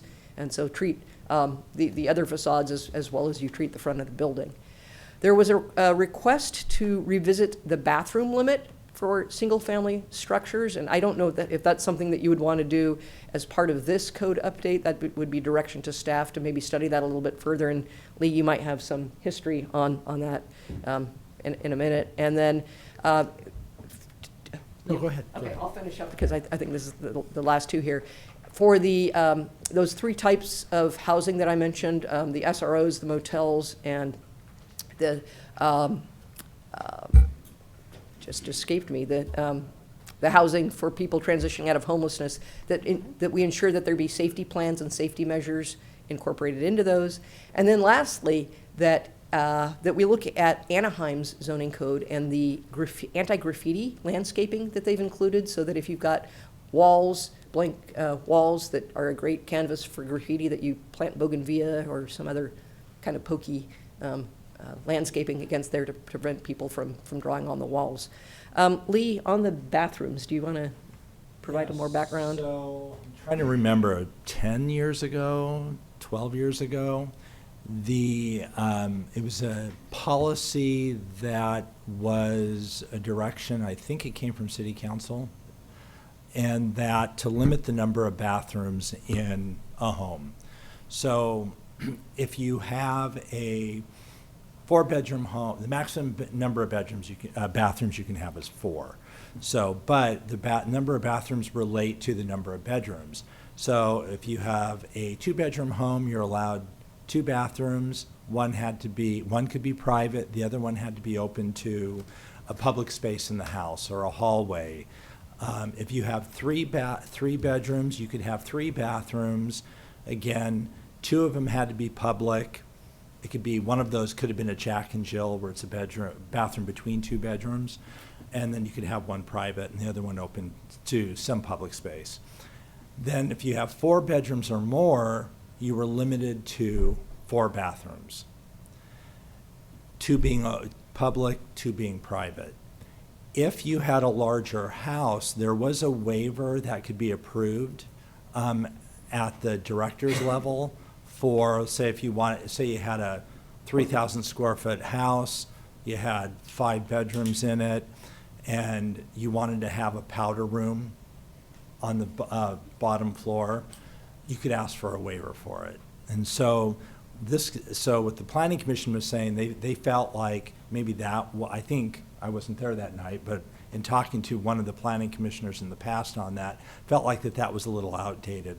Like Laura said, the original, the reason why that came up originally was because the city didn't want to see illegal conversions. We were seeing single-family homes being turned into boarding houses. We were also seeing them turned into apartment complexes. And so that was, at that time, a way to control that. Things have changed a lot, and so the Planning Commission, I think, are feeling like maybe that's outdated, and, you know, is that something that you would want to entertain, and we can change in the code and just not have that in there? I would think so, that it's outdated and that now would probably be a good time to address it. Well, I think, you know, the ADU and the JADU ordinance kind of took care of the whole extra units on the property. Go ahead, Pat. Yeah, I have quite a few questions, but let me just pop into the number of bathroom first. I think it is important that we do not want housing that turn into boardrooms. You know, like they may convert it into a 5 bedroom with each with a bathroom, a tiny bedroom with each with a bathroom or a half bathroom. That we certainly don't want. But on the other hand, I think we may be restricting too much. For example, I remember in 2003 or 2004, I have to fight the city. I have to fought the city for 2 years just to get the issue of a bathroom being addressed. What happened was I built a rather big house, and I want to have the ability to, let's say I'm working on the garden, and my shoes are dirty. I don't want to have to go into the house just to use the restroom. And also when I throw parties, I don't want my guests to get into my house to use the restroom. So I want to have a bathroom or a half bath that can be open only from the outside. And staff was looking at me, Fat, are you trying to build this so that you can rent out your garage and let the people who live in the garage to use the restroom? It took me 2 years just to find that with planning. So I think there needs to be some flexibility without having to take so long for people to build their dream home that have to afford too much. And then secondly, my house would not be qualified with this code because I have too many bathrooms in my home, because each bedroom is big and they have their own they are their own master bathroom. So each of them have their own bathroom built in, so it would not fit with this. So I need to understand I understand that you mentioned that there will be processes that we can go through planning, but that might take too long. So is there any way that a director level can review it? And if they think that that makes sense, then they would be able to make some accommodation. I think based on state law, with having to have objective standards, I think having it subjective runs us into a problem. So I think we either control it or we don't control it. With the issue that you had years ago with the bathroom, like if you want to put one in the garage, when this policy came in, planning looked at it, and the director at the time thought, well, you know what, if it's just really like a water closet, it doesn't have a shower or a sink, we were kind of allowing that to occur, when this happened. But again, that's still kind of subjective. So I think, we kind of want to think about that. Right. I From just want to- planning, for us, it doesn't matter which way. It's really the direction of the Planning Commission. If you want us to do it, to take it out of the code, we'll take it out of the code. I think if we can have a director level to make. Council, sorry. You can If tell we- how often I come here. If we could have a director level where it can open to a quick process to keep addressing it, then I feel more comfortable than having so strictly, and then every time we need to deviate from it, we have to go through a lengthy process that it could take 6 months or years just to address something that is simple. I know you have other questions, but on the bathroom, I had a comment, so I was hoping I could chime in briefly. I was kind of confused, or maybe didn't understand the assignment as far as how the bathrooms worked. It sounds kind of okay, but my hesitation is, one of the things is, we have a lot of immigrant communities here. We have a lot of Vietnamese and Latino families, Asian families and Latino families, where it's customary for multiple families to live under one household. And so for me, more bathrooms is always better. It shortens the time that several people, several kids, women sometimes, well, actually men take pretty long too, but like getting ready and getting out of the house for whatever things that you need to do, I think that should be under the discretion of the family. I understand that there's potential for boarding homes, sober living, whatever else is going on that could cause a problem. So I just wonder if there's a better mechanism to monitor that, but I don't want to add additional restrictions to families that's just how they choose to live. It's customary for, a family to be under, maternal or paternal grandparents, and then to have multiple siblings with their families all living together, just from a cultural aspect. You also have, as a cultural aspect where women don't leave the house until they're married. So there could be a number of factors why there's too many people in one house, and I don't see why we need to be restricting bathrooms in that case, but I understand that that's not every single situation, and it could be something else, but I feel like there needs to be a better mechanism to monitor that, or check and follow and make sure that obviously someone isn't living in a makeshift home in a garage. But I will say, we've had speakers here talking about housing and issues finding housing. I know that when my father first came to this country, he was living in makeshift garages, and I've known plenty of people who lived in garages, who lived in sheds, because that's all they could afford. And so I feel like it's punishing them when we don't have an alternative solution for them. And so we really need to, it feels antiquated to me, and we really need to revisit it unless we're going to be providing housing for people at greater lengths, at different income levels, at better rental options, etc. It just doesn't seem fair. So I'm okay to ask a few questions now? Go ahead. 10-bathroom house? No.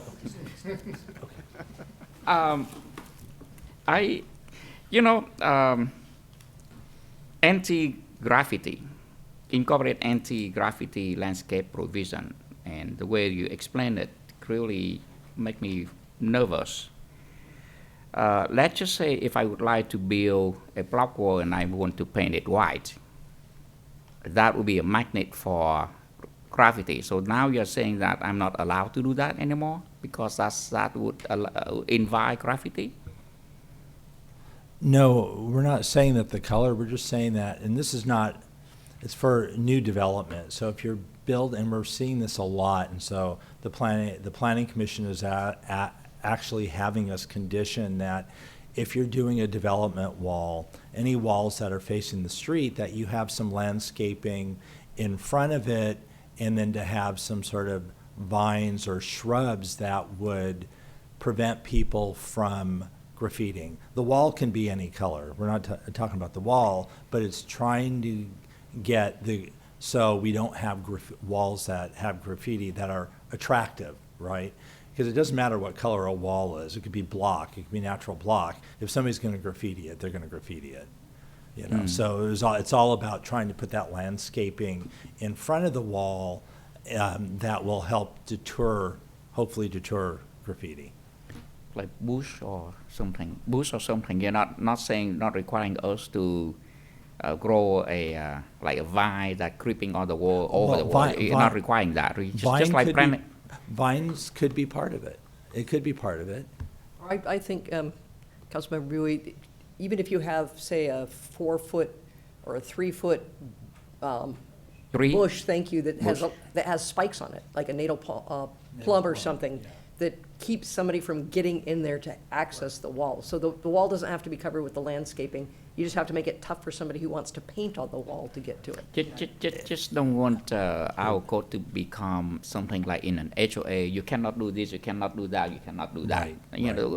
Give us some freedom because maybe we like this, we like that. Right. I remember one time one lady close to the city hall called me and begging for help. She's a very elderly, low income, and because of the drought, she tear up her grasses and she put it all gravel. City code come out and say you have to have 50% of at least grass or something. So her front lawn become white rock, and the city make her remove that and plant grass back. And she said, that's not fair because I did that because the city encourages us to get rid of grass. But instead of growing the low water plant, like desert plant, city decided to use rock. And city make her undo it, and it costs us a lot of money. So I just want to make sure that we don't dictate people doing things exactly certain way. And so when you say that we only allow stone or something, what happens if there are a different kind of new tech product, which is very good, but it's not in the list of you list out in the code, then what do they do? Well, I think the way we're writing the code is to have that flexibility as things change, materials change. We're not looking at saying, you have to do this. We're not, because that's not Garden Grove, right? Garden Grove, it's not a huge HOA where it's wanting to control everything, where, everybody has to have Spanish architecture and everybody has to have, a certain type of landscaping, right? Right. So we're trying to write it in a way that it gives people the direction, and again, a lot of these standards don't really apply to single-family homes. They're more for multifamily and the mixed use. Okay, and then lastly, there are quite a few very large lots in Garden Grove, like R3, R4 sometimes. very huge, like sometimes 1 acre. And I remember so one time people are frustrated because it depends on where it is. So an R3 or R4 zone, if it happens to be in a certain neighborhood, you cannot even split into half and build 2 houses. Is it still the case here, or? I'm not sure I understand what you're saying, because if it's in an R3 zone, regardless of where it is, we would tell people that as long as you meet the development standards, you can do it. So when I checked with planning years and a half or 2 ago, I forgot where it is because someone asked me to do it. It's on Lamson. Not sure if it's east of Harbor or west of Harbor, but it's on Lamson. And I was told that even though it's R3 and the lot is really big, it's huge, but they cannot build 2 houses or 3 houses or even 2 houses. are you sure it wasn't an R1 zone? It sounds like it's an R1. It's R3. But I was explaining that R3 doesn't mean that you automatically can build 3 houses. True. Is that correct, or that's Councilmember wrong? Bowie, they can do it now with SB9. With SB9, you can take any single-family lot and split it into 2 and put up to, 3 units. Recall that that was a change in state law. This is before SB 5, yeah. SB9. Yeah. But Yeah. there's certain zone in Garden Grove that even if it's R3 doesn't mean you can build 3 homes. Well, R3 R3 you is can- 24 units per acre. Yeah, you can build up to 24 units per acre. Right. In the R3, Right. yeah. So what's Medium density residential. So what's changing is there's this sliding scale. Okay, so right now, if you have a lot that's, I think, 10,000 square feet, you can only get 2 units on it. It's because of the sliding scale. It's not technically consistent with the general plan, because if you calculate out the 24 units per acre, and I don't want to do the math because I'll probably be wrong, but you will get more than 2 units out there, right? But the sliding scale that's in there now would say you can only get 2 units on there. So that's what's changing. So that way, if the lot calculates out that you can get 4 units by just at what the general plan density says, that's what you would get. If the sliding scale currently said you could only get 3 units on it, by zoning, that's what you would get. So we're taking that sliding scale out, because in a way, that sliding scale downzoned some of those properties. That might be what you're talking about, Pat. It might be something like that. What I heard 2 years ago is even if you buy a huge lot, let's just say 20,000 square feet lot, and technically if you divide it by 4, you end up with 4 lots, each 10,000 square feet. But in some area you are allowed to do it. In other area, because of general plan, it prohibited that. So that might be gone already. That's no longer the case. No. There's still going to be zoning, right? We're not taking away zoning. So in a single-family residential neighborhood, like in West Garden Grove, there's some R16, right? Those have minimum lot sizes of 6,000 square feet. If you're going to create a new lot, unless it's an SB9 lot, then you can do it anyway. So there are parts in like on Stanford, close to Gilbert, there's that area where there's R115. You have a minimum 15,000 square foot lot requirement, right? If you're going to create a new lot, unless it's an SB9. So state law kind of threw in those caveats. In this exercise, we did not look at changing any of the minimum lot sizes in the residential zones. Partly because SB9 already did that for us. And the other part of it is we're trying to get the code as it stands to be consistent with state law. Because looking at minimum lot size, I think that's a larger discussion with the community of, do you want to have in your neighborhood smaller lot sizes? And I think that takes a lot of input. It would be like going to West Garden Grove and saying, you can only have 1 acre lots now. They may like it, but, you know, it's like, that's a huge discussion to have with West Garden Grove. I see. Okay.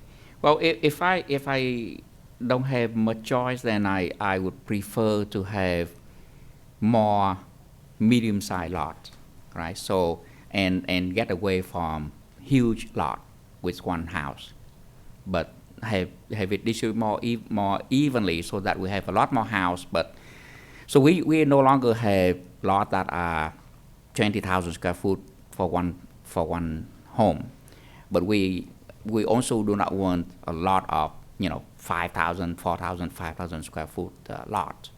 So I think, given a choice, I would rather go in that direction. But I don't know if your plan will address that or not. We're not this exercise, we're not planning on changing lot sizes, because again, that's a bigger discussion, I think, that the whole community would have to be involved in. Okay, and then last question is, what do you mean by, when you say on the first few slides, what do you mean by 100% affordable to person transitioning from homeless? What does that mean by 100% affordable? I would like to understand that, so when people ask me that, hey, I want to build home to help homeless, they said, but I don't know what 100% affordable means. Can you elaborate on that? Sure, it means that every single unit in that development, every single one needs to be available as an affordable unit. Affordable unit. So, and there are certain criteria under state law. What does affordable mean? It means that people who are earning, and I'm not going to get this exactly right, but like 80% of the area median income. So that medium. Okay, so it'd be 60%. So let's say the area median income is $100,000. Every household living in that development can be making no more than $60,000 a year. I mean, those aren't really the numbers, but makes the math easy for them. Right. So then the developer will have to sell that at what price, or rent it at what price? These are not for sale. These are rental. Rental. So then how much do they have to rent? So let's just say a 2-bedroom average about, let's say, 1,500. Do they have to rent 1,000? I'm just using that as an example. Yeah, so the household has to meet the income requirement, meaning they cannot earn more than that. And normally under federal guidelines, they cannot spend more than 30% of their income towards housing. And that 30% includes not just the rent, but also the utilities, and to the extent that they have to purchase insurance for the property, includes that as well. So this by rights homeless supportive housing, generally they may not be paying anything for the housing. Typically don't have an income. So in general, if we, let's just say I want to encourage some developer to build home for low-income people, they might ask me, because they may not be novice, so they ask me, so what does that mean? Does that mean I have to rent it at 30% less than the market rate, or he need to have some guidance? Well, it all depends on the level of affordability they want to build at, right? Do they want to build at very low? Do they want to build at low? Do they want to build at moderate? So that is a decision that the developer typically would come to us with, right? Because they already kind of know. Most of the affordable projects are the projects that we have that have some form of affordability. They actually have a density bonus that goes along with it. They go into an agreement with the city. Those agreements come before you, and you see those. And so there are guidelines in those that dictate what the rent level's going to be.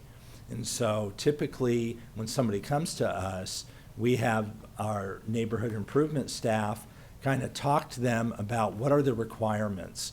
You know, they have to be available for affordability, affordability level for 55 years. The person going into it needs to know, because there is a financial decision that they need to make because of the cost of those affordable units. It's the cost of an affordable unit is going to cost probably the same as a market rate, I would think, but the rent on it is going to be a lot lower. And Like 30 and to so we 40% will lower? walk those. Is that 30 or 40% For lower? for the rent, it all depends on the level. Simple answer, yes. Yes. 40, There you 50. go. 40, Yeah. 50% lower. This is why most affordable Right, Most right. affordable projects will have not only density bonus, but also some other form of government subsidy. It could be a tax subsidy, and it could actually be a grant. So this is why the state of California has billions of dollars in subsidies available for housing, but they come with strings attached. Right. And the strings are, you have to agree to rent to low income or very low income or medium income. So it depends on the program that they are able to apply and qualify for. Okay. And we might have a 8-unit project, and council may decide that 20% of them have to be, or 2 of them have to be affordable units. And then we would have to, factor that into whatever sort of agreement we're trying to enter into with the developer. Right. Okay. So, okay. Yeah. Kim? Go for it. Another thing I wanted to ask regarding the graffiti was, is there a way to add, I mean, not that it's not an option, but, having folks commission for murals that use paint that, could be power washed to remove graffiti? Oh, art in public places. We were talking about that, and so. Uh-oh, I saw. That's not, We usually don't have that program in private property. It's usually in public buildings. Because you want to control, art is, and beauty is in the eye of the beholder, right? So, a private property owner, a single-family home, if they did it, they would do it, right? And we wouldn't, the city wouldn't say anything about it. Code enforcement wouldn't go out there and go, you painted over, we don't like what you painted, unless it was something that was. you will get into issues of First Amendment. Gotcha. Okay, Right. never mind. I was just trying to. In fact, we actually had to deal with an issue similar to that, where someone put a statue that had nudity on it, and the neighbors were saying, I have kids, and they get to see that. And the answer legally is, First Amendment, they have a right. Sure. I was just thinking of other. Anyway, never mind. The other thing was stucco is ugly. I wish we could ban that, but I'd really like to see us encourage development projects that are using I don't know what the technical terms are for that. I'm not a developer or in construction, but that super cool modern wood paneling or just other options, because stucco is really outdated and hideous. I'm sure it's a cheaper option, but if no beautiful. So I like to see that there was options on there as far as what they could do, and then the mention of all sides of the building, not just the front. So that was all my comments. Thanks. Anyone else? This is not a voting item, correct? It's just a Correct, presentation yeah. for tonight. Yeah. Yeah. Appreciate all I know you guys have put a ton of work and time and effort into this, trying to update things and sort of address some of the deficiencies and how these were stated in the past. So I know you put a lot of thought into it, and I appreciate all that. So our next steps, just really quickly before we end, we want to let you know. Yep. The PowerPoint. We will be taking the suggestions that have been made by both the Planning Commission and the City Council and further refining the drafts that we have put together. We will come back before both the Planning Commission and the City Council for a study session, so you can actually read what we've talked about tonight before we go into the hearing process in late summer, early fall. So we thought it would be good not to put it all on a public hearing evening, but to talk through it and make any final revisions that need to be made, so it makes the public hearing process much easier. Great. And our goal is to get it to you 3 to 4 weeks ahead of time, so you can actually look at it and have the code so it's redlined, so you can actually see what we changed. Oh, cool. So, cool. She has a lot of work to do.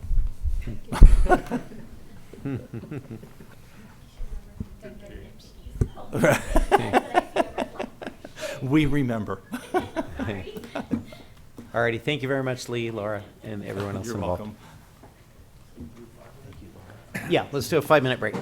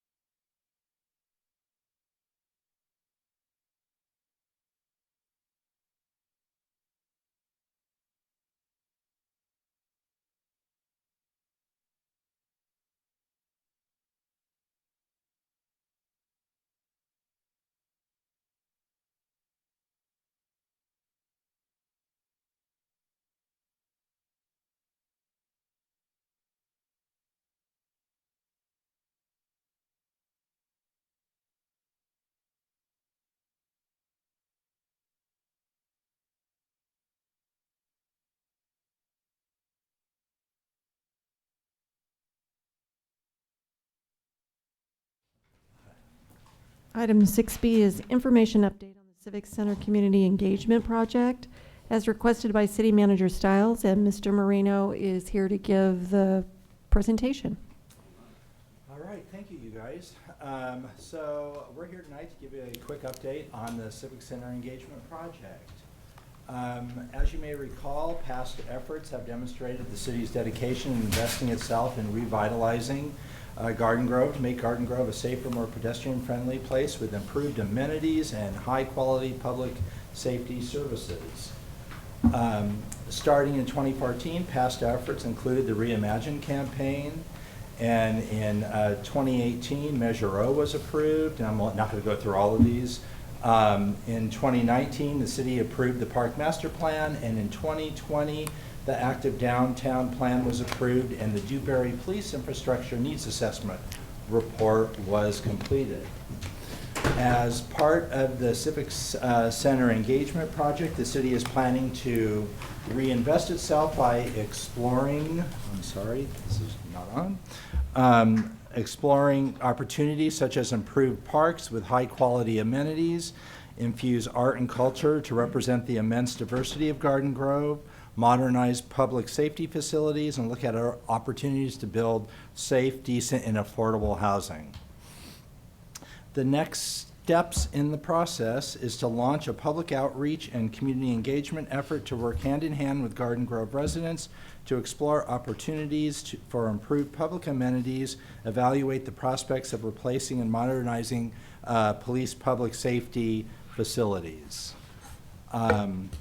The public engagement process is intended to engage a broad range of stakeholders to identify the specific needs of the community. The outreach includes a dedicated website that will have updated information on the project. We will maintain regular social media presence, connect with the community through in-person and in virtual open house workshops, as well as have surveys that will be available in person and virtually. All information will be translated into Spanish, Vietnamese, and Korean. The open houses are slated for June 1st and June 9th. The June 1st open house will be in person, and the June 9th will be virtual. This is a flyer that will be translated again in Spanish, Vietnamese, and Korean. And then this slide shows what that flyer will look like on social media. If you want me to stop, let me know.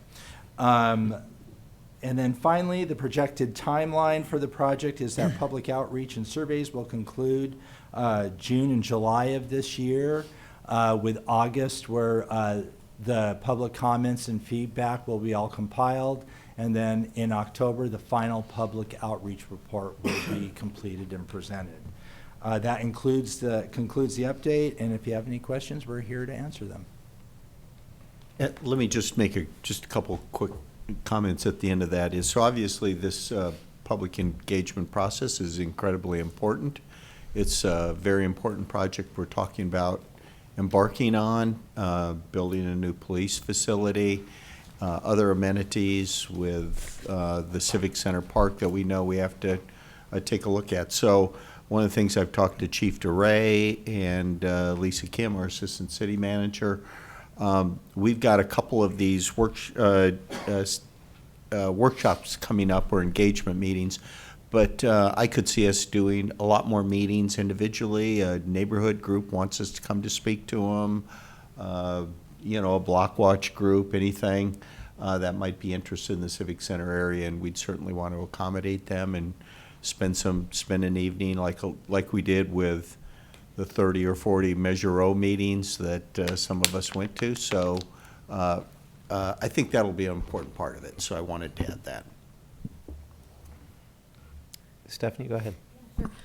Just to kind of reiterate, I think what Scott was saying, the Civic Center sits in District 5, so obviously I'll definitely be at these community engagement meetings, and I'm really anxious to hear from residents in the surrounding area. I think they'll have some great feedback and obviously some interesting ideas to put on the table. So I'm very excited to see this start and see what comes to fruition. It's an area that I think is ripe for some new ideas, and so it's going to be great to get it started.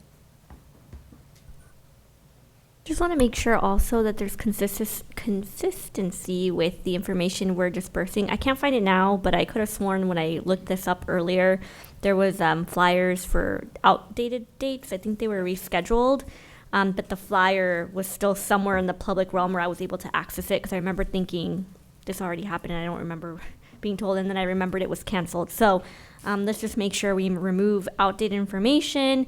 We've had one too many hiccups with people not being able to access Zooms or get in the information that they needed. So let's make sure, as soon as something is canceled or rescheduled, that we immediately remove it off and delete the posts or archive the posts on social media. And the other thing is make sure that I would like to see us expand those two to other areas.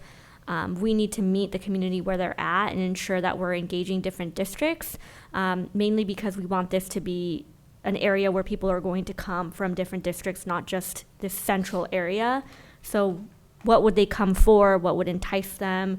The library is there, and libraries are somewhat, although I love them because I used to go there all the time and participate in story time as a kid and et cetera. But, what could we do to modernize that and encourage more visitation to libraries and make that fit the times and the needs of current students?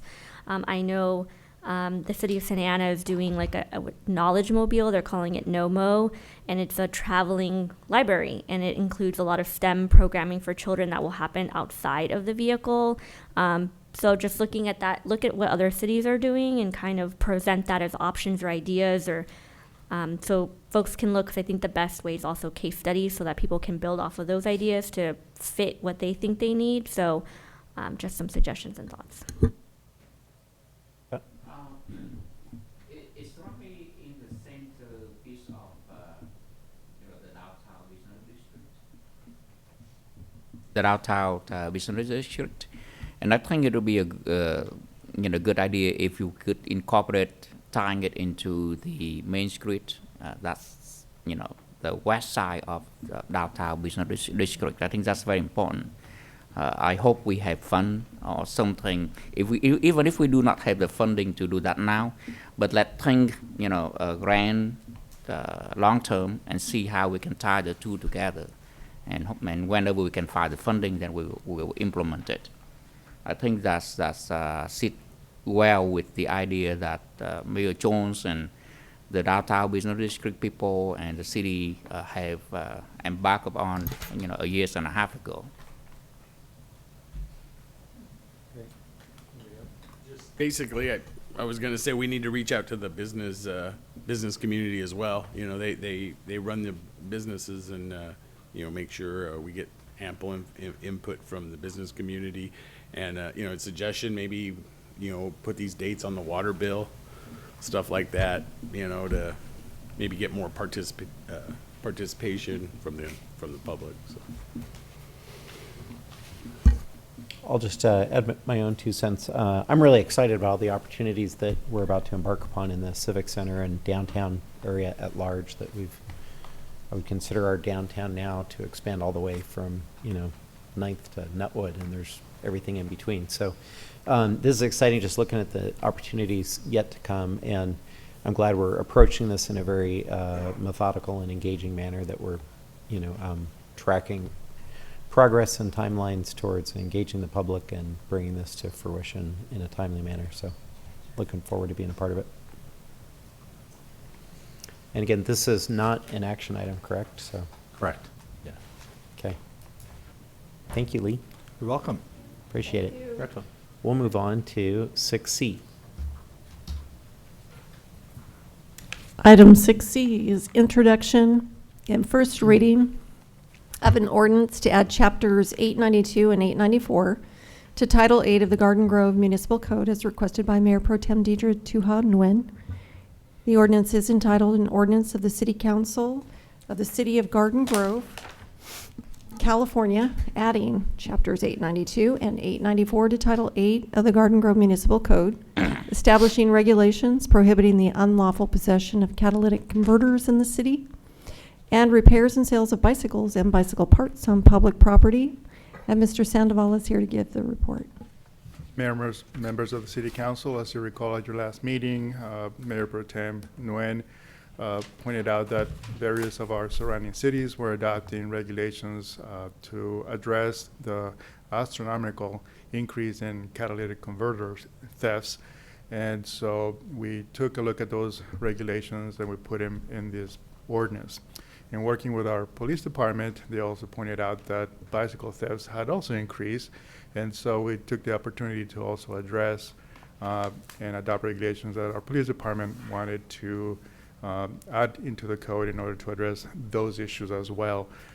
So the ordinance before you adopts two separate chapters to the municipal code, one pertaining to catalytic converter thefts and the other one dealing with bicycle thefts and basically these chop shops that are created in public places.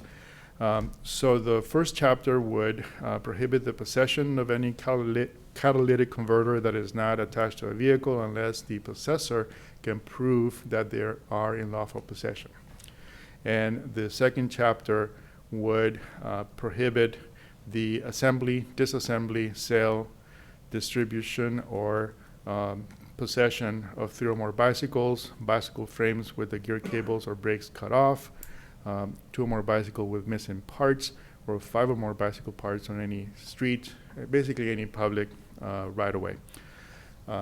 So the recommendation by the city staff is for the city council to introduce the ordinance, pass it to second reading, in order to add these 2 chapters to the municipal code, and I would be happy to answer any questions that you may have. I have a quick question. I've noticed some other cities offering free etching of the catalytic converter. Is that something that we have thought of doing here in the city of Garden Grove? Or is that being done? I don't know that is being done, but the free etching, it's actually work in conjunction with auto repair shops. You do have to have the ability to raise the vehicles to be able to do that. So I know that there were pilot programs through the state of California, and I don't know whether there were grants, and I don't know whether those have been available for Garden Grove. But There's one coming up in Westminster this month, so Okay. maybe that's something we can look into with the city of Westminster and see how they're going about that, where the grant opportunities were, or what auto body shop maybe they're partnering with, something to think about for the future. I think this is awesome, if you don't mind. I think it was great of Councilwoman Tuhar to bring this up. My only concern, the bicycle sales, just want to verify, this does not affect our bicycle shops in any way as far as lawful sales and within their established businesses. And, because sometimes customers will go out on the private property and ride the bike, test drive it, so to speak. Yes. So this isn't going to affect that in any kind. No, in fact, if you look at the last page, page 231, we have a section that has an exception to the bicycle regulations. And it says that the prohibition contained in this chapter does not apply to any of the following situations. Number 1, an individual is operating under a valid City of Garden Grove license or permit authorizing the activity. So a lot of our businesses will have a business license, right? Actually, if they're a business in Garden Grove, they have to have a business license. So, they would be exempt. And also the owner of a bicycle part who is present during the repair of his or her single bicycle. So we have those exceptions in there for those situations. Thank you. I'll move it.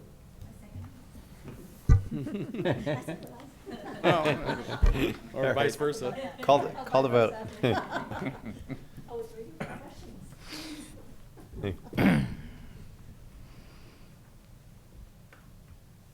Motion received, 6 yes votes. Okay, last but not least, 6D. Item 6D is consideration of a 5% business license tax rebate program to incentivize alternative work schedules for Garden Grove businesses as requested by Councilmember Brightigam, and I believe Ms. Stipe is going to give that report. Thank you, Ms. Pomeroy. Good evening, Mayor and council members. At the April 26th City Council meeting, Councilmember Brightigam proposed implementing a 5% business license rebate program to incentivize alternative work schedules such as a 1040 or a 980 work shift for commercial businesses in the city that have 10 or more employees.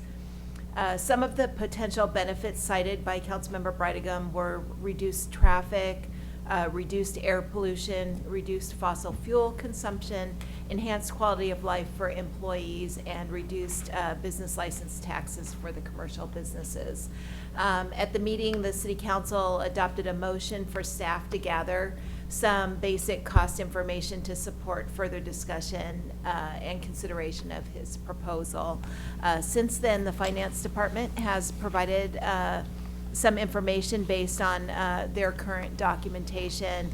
And so of the city's 5,200 brick and mortar commercial businesses, approximately 700 have 10 or more employees who could, that could potentially qualify for the program. And if all 700 businesses participated, the potential cost in lost revenue in the form of business license tax could be up to $89,000 per year. So that would be the maximum amount. The maximum business license tax rebate would be $127.50 per year per business.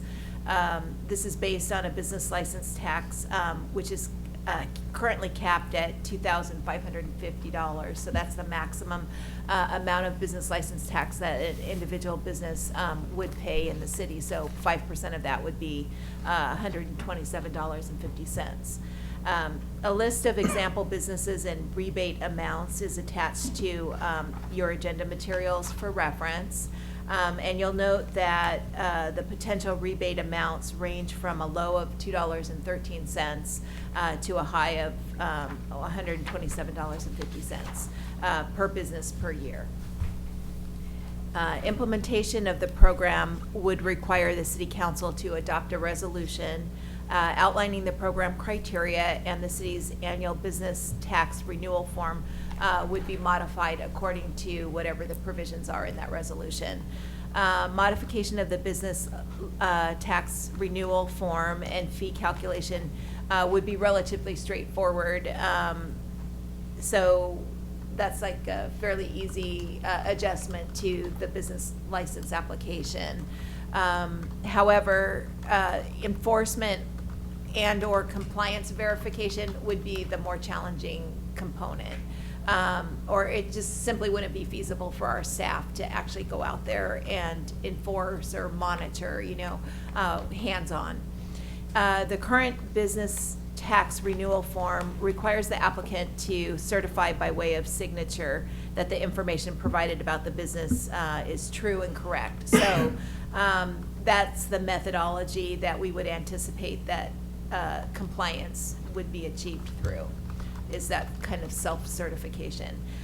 It's now recommended that the City Council discuss this item and provide direction to staff regarding potential implementation. And also, I'm sure Councilman Brightigam, since this is his item, would like to speak to it. And so I'm also available for questions.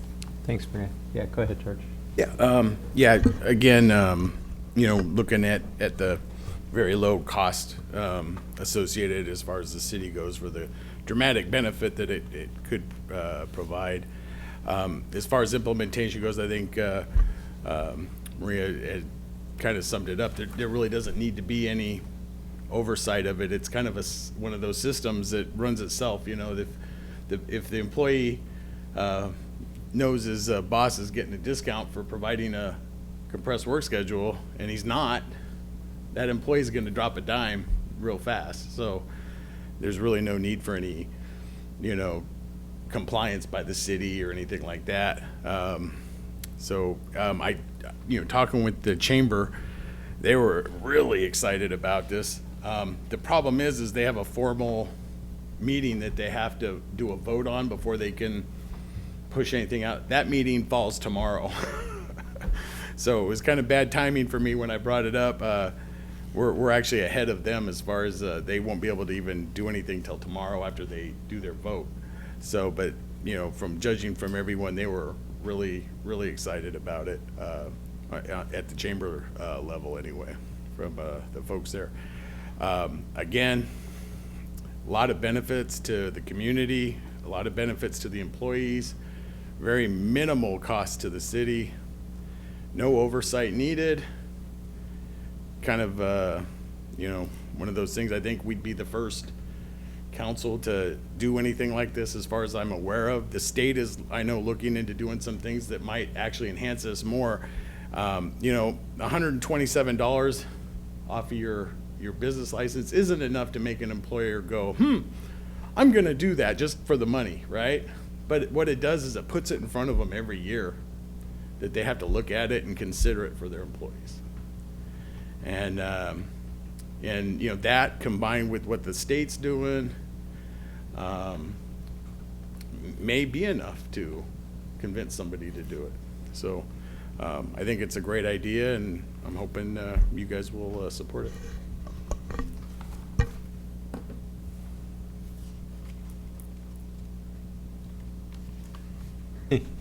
Don't everybody know what's- yeah, go ahead.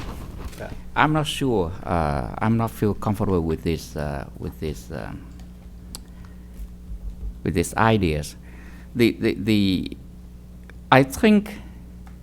Well, first of all, the state AB 2932, the state initiative that will propose a 4-day work weeks, have just been stalled in the assembly. It didn't proceed forward.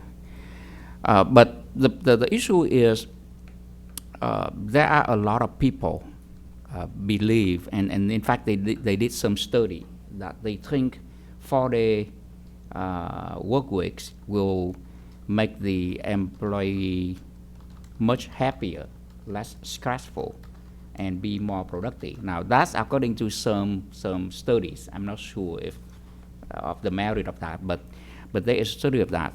So I think the employers, if they think that 4-day work weeks will benefit their business, they will jump on the bandwagon and do it without us needing to encourage them to do it.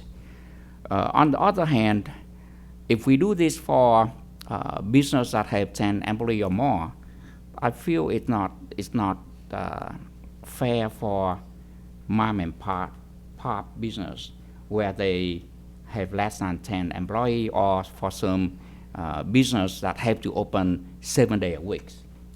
So I think by rewarding the business of 10 employees or more at the cost of smaller business and the taxpayer, I don't think that's to me, I don't think I feel comfortable with that. Obviously, the city council can do by some other means to encourage 4-day work weeks. Like every year, we could remind people. We could let send out letter to employers to urge them to take a look at it. And if they think it is benefit to their bottom line, I'm sure they will do it. If they don't think it's benefit their bottom line, they won't do it, even if we give them some incentive to. So that's because of that. I think I would tend not to support it.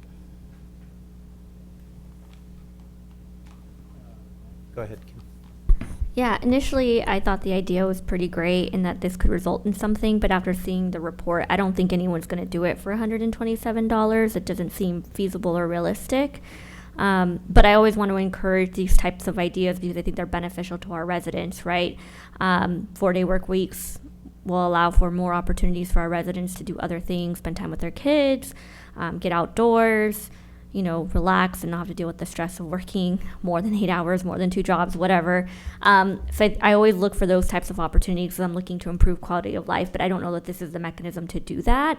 Like I said, I always want to encourage these type of ideas like bulky trash pickups, hidden gems, increasing parking enforcement officers because we know that's a big issue, etc. Things that are going to improve quality of life, and I think this is one of them. I don't think this is the answer to getting there. I just don't think this is a one-size-fits-all. I think there's certain businesses where a 410 work schedule might work, more of an office setting, and so forth.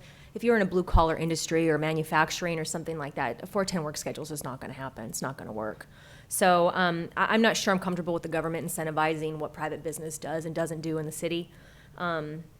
And I don't see how, as a city, we're going to be able to police this, market it appropriately, and everything. So I can't support it at this time.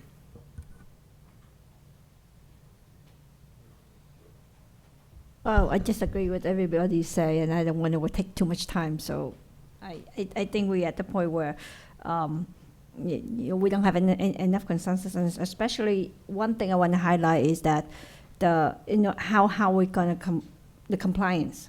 That's the most important, because it's not easy as if the employee report, then what the city is going to do, right? So that's the most important thing. If we put something in place, but we don't have anything to follow up, that means we set up the system for failure. With all due respect, because I know this is well-intentioned, and it's actually a good idea that businesses that this fits for should consider doing 40 work weeks and stuff, but I would agree with the comments that it's, there's something that doesn't sit right about this being sort of a government program to incentivize a tax license rebate or whatever. It's a good thing to promote. My first thought when you said chamber liked it was, that was actually a thought I had in the last couple of weeks, is like, somebody like the chamber should totally run with something like this and promote it, not the city, right? So to me, it's just funny that the city would take this on as a program that we have to staff up for and implement and think through and monitor and all that kind of stuff, right? It's just sort of out of context with that. I also think that just 4-day work weeks, when it only applies to certain businesses. I mean, restaurants aren't going to go to 4 days a week. Property management companies ain't going to 4 days a week. Offices could. This is like the hair salon ordinance or something, right? They make a killing off this. But so the majority of businesses, it's not applicable anyway. It's just office environments and whatever. And within that context, this is only one tool out of many things that employers could and probably should do in learning something from the pandemic and whatever is going forward is, I mean, work at home schedules, implementing technology things, Zooms instead of in-person meetings, blah, blah, blah. This is just one tool in a tool chest or whatever. So to me, it's a little short-sighted, and it's not, I don't think it's something the city as an entity should do. All valid points. I would say, again, well-intentioned. I'm, as far as, compliance and whatnot, like I said, it's self-compliance. There's no policing necessary here. Staff work would be very minimal. It's not one size fits all. Quite frankly, every entity is capable of a 410, depending on the amount of personnel they have. Doesn't matter if they're a restaurant. Matter of fact, there are restaurants all over LA. They're all on 410s right now.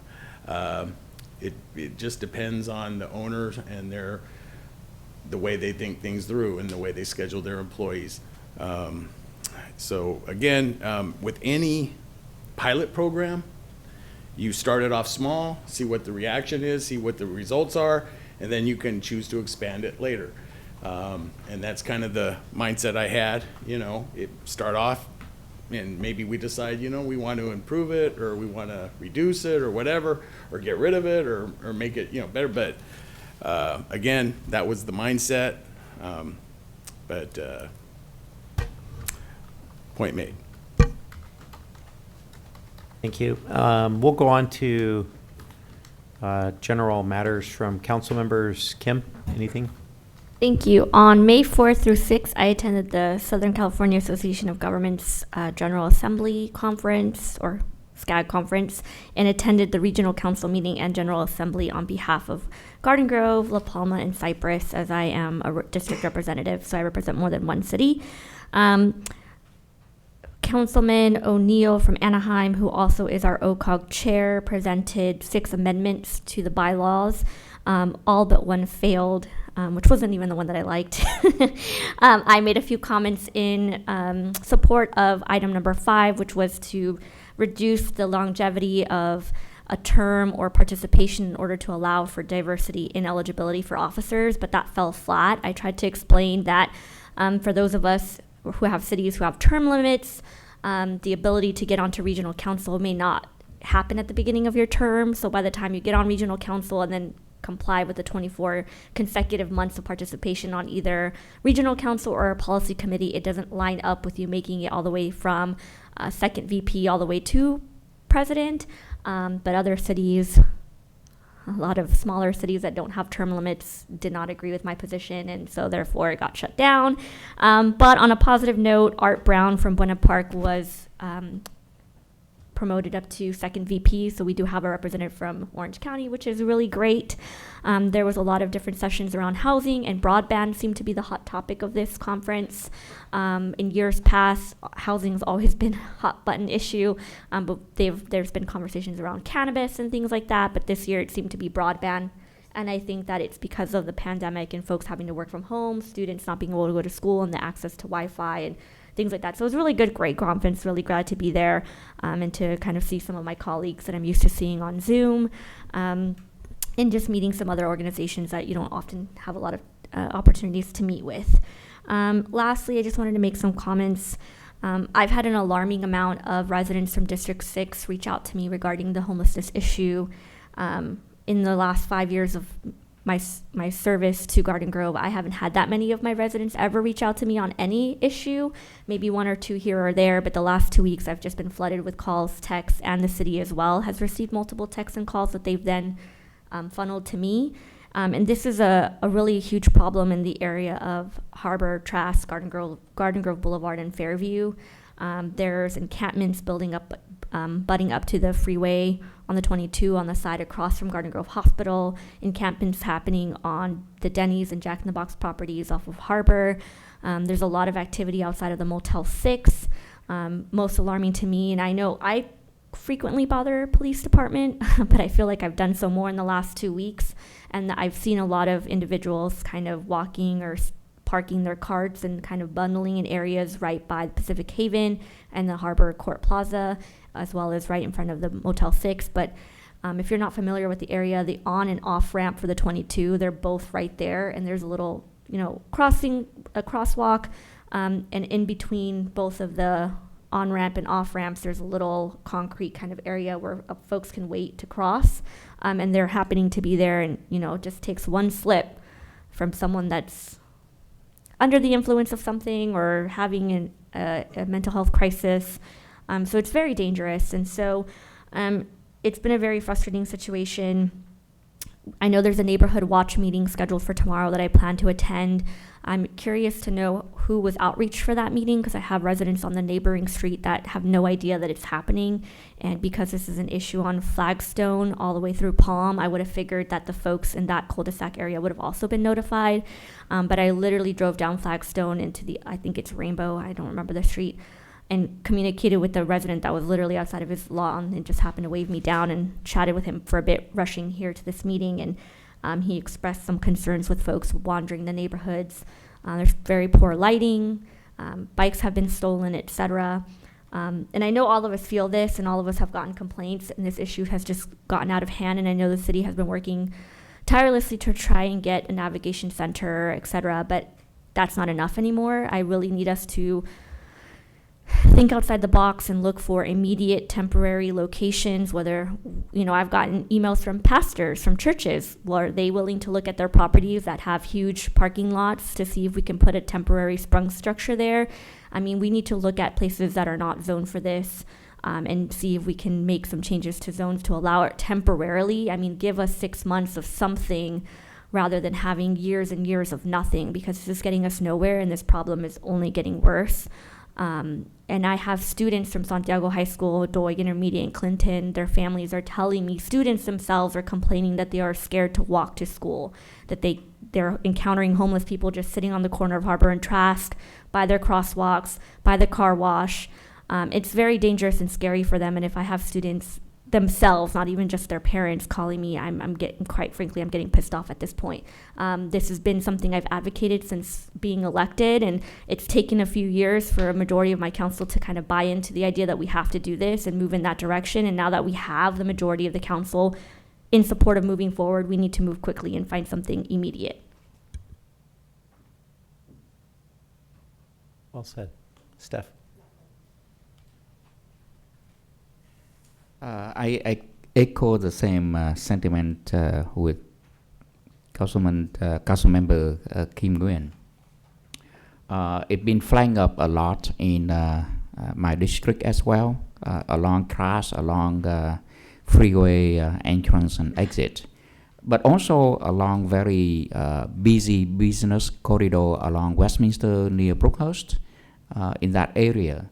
So I receive a lot of people expressing frustration about. I think we need to do something, and I agree with Kim that perhaps maybe we could use some temporary container style housing and put it along some of the area where it is just vacant or CTA land. If we could ask them to allow us to use it, maybe the part of the path between New Hope and Harbor, or something along that way. Maybe we could use some of that just to create some temporary relief, just for a few months or years, until we get some more long-term solution. Just look into it and see if we can do it. I'm not sure whether that will be a suitable solution, but let's try to be creative, think outside the box, and try to resolve it. Like it. George? Yeah, I concur with both the previous councilwoman and councilman. Something needs to be done quick. We've had a focus on Plan A, and lately it looked like Plan A was going to come to fruition, and then it just fell apart in our hands. We need a Plan B, and we need a fast Plan B. You know, I think it was Oxnard, if I'm not mistaken, a couple years ago that did a makeshift homeless encampment, and everybody said, "Oh, that's never going to get past the Boise decision," and it did. The courts ruled that was fine, so it doesn't have to be permanent walls and everything. So we need to start exploring outside the box like that. If something can be stopgap measure, so we can start dealing with the homeless, great, and we can still pursue Plan A and do a good, but in the meantime, we gotta come up with something. And I concur, staff. We need to start looking at Plan B, and maybe even Plan C or D, whatever it is that we can make happen fast. Let's do it. The community's getting really frustrated with the homeless issue. Doesn't matter where you are in the city. We're all getting inundated with these phone calls, and I'm sure the mayor's probably ears falling off by now. Absolutely. But so with that being said, I concur. We need to look at other things, not just four walls and we might have to look at maybe some of these army tent scenarios or whatever we can do to and again, it's temporary. It's not going to be a permanent thing, but we can at least start enforcement, start doing some things to make things happen. My second thing. Strawberry Festival's coming up.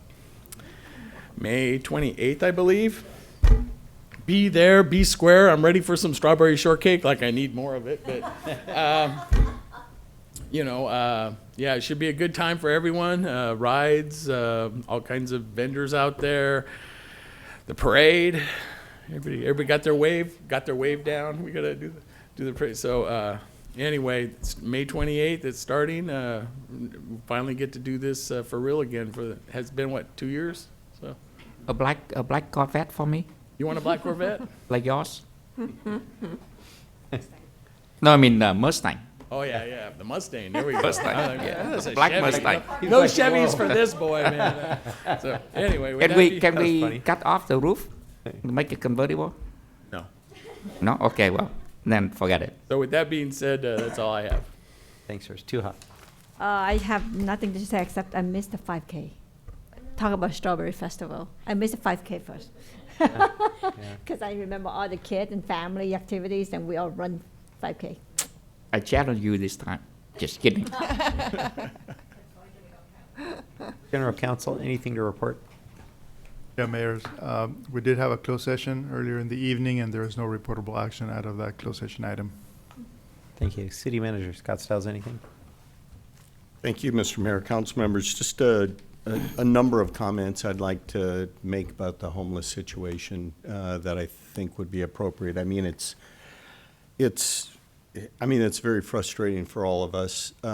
Actually, tonight, we were hoping to bring forward to you a navigation center plan, probably a 50-page document that we've been working on for a long time.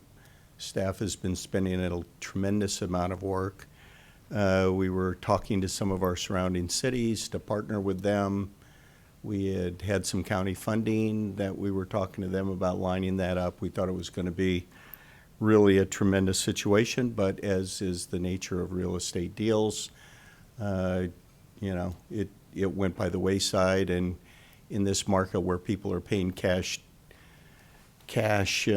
cash payments of millions of dollars on the spot, they don't always necessarily want to work with governments who are going to take a little bit longer. And to all of your points of thinking outside the box, I think one of the things about thinking out of the box for us is we may have to consider taking some undue risk somewhere down the line to purchase some property, and we may not be able to do all the due diligence that we would normally like to do over a month or 2 months for fear of losing a deal. So we're exploring those options too, and we'll certainly be keeping all of you closely apprised of that as we're looking.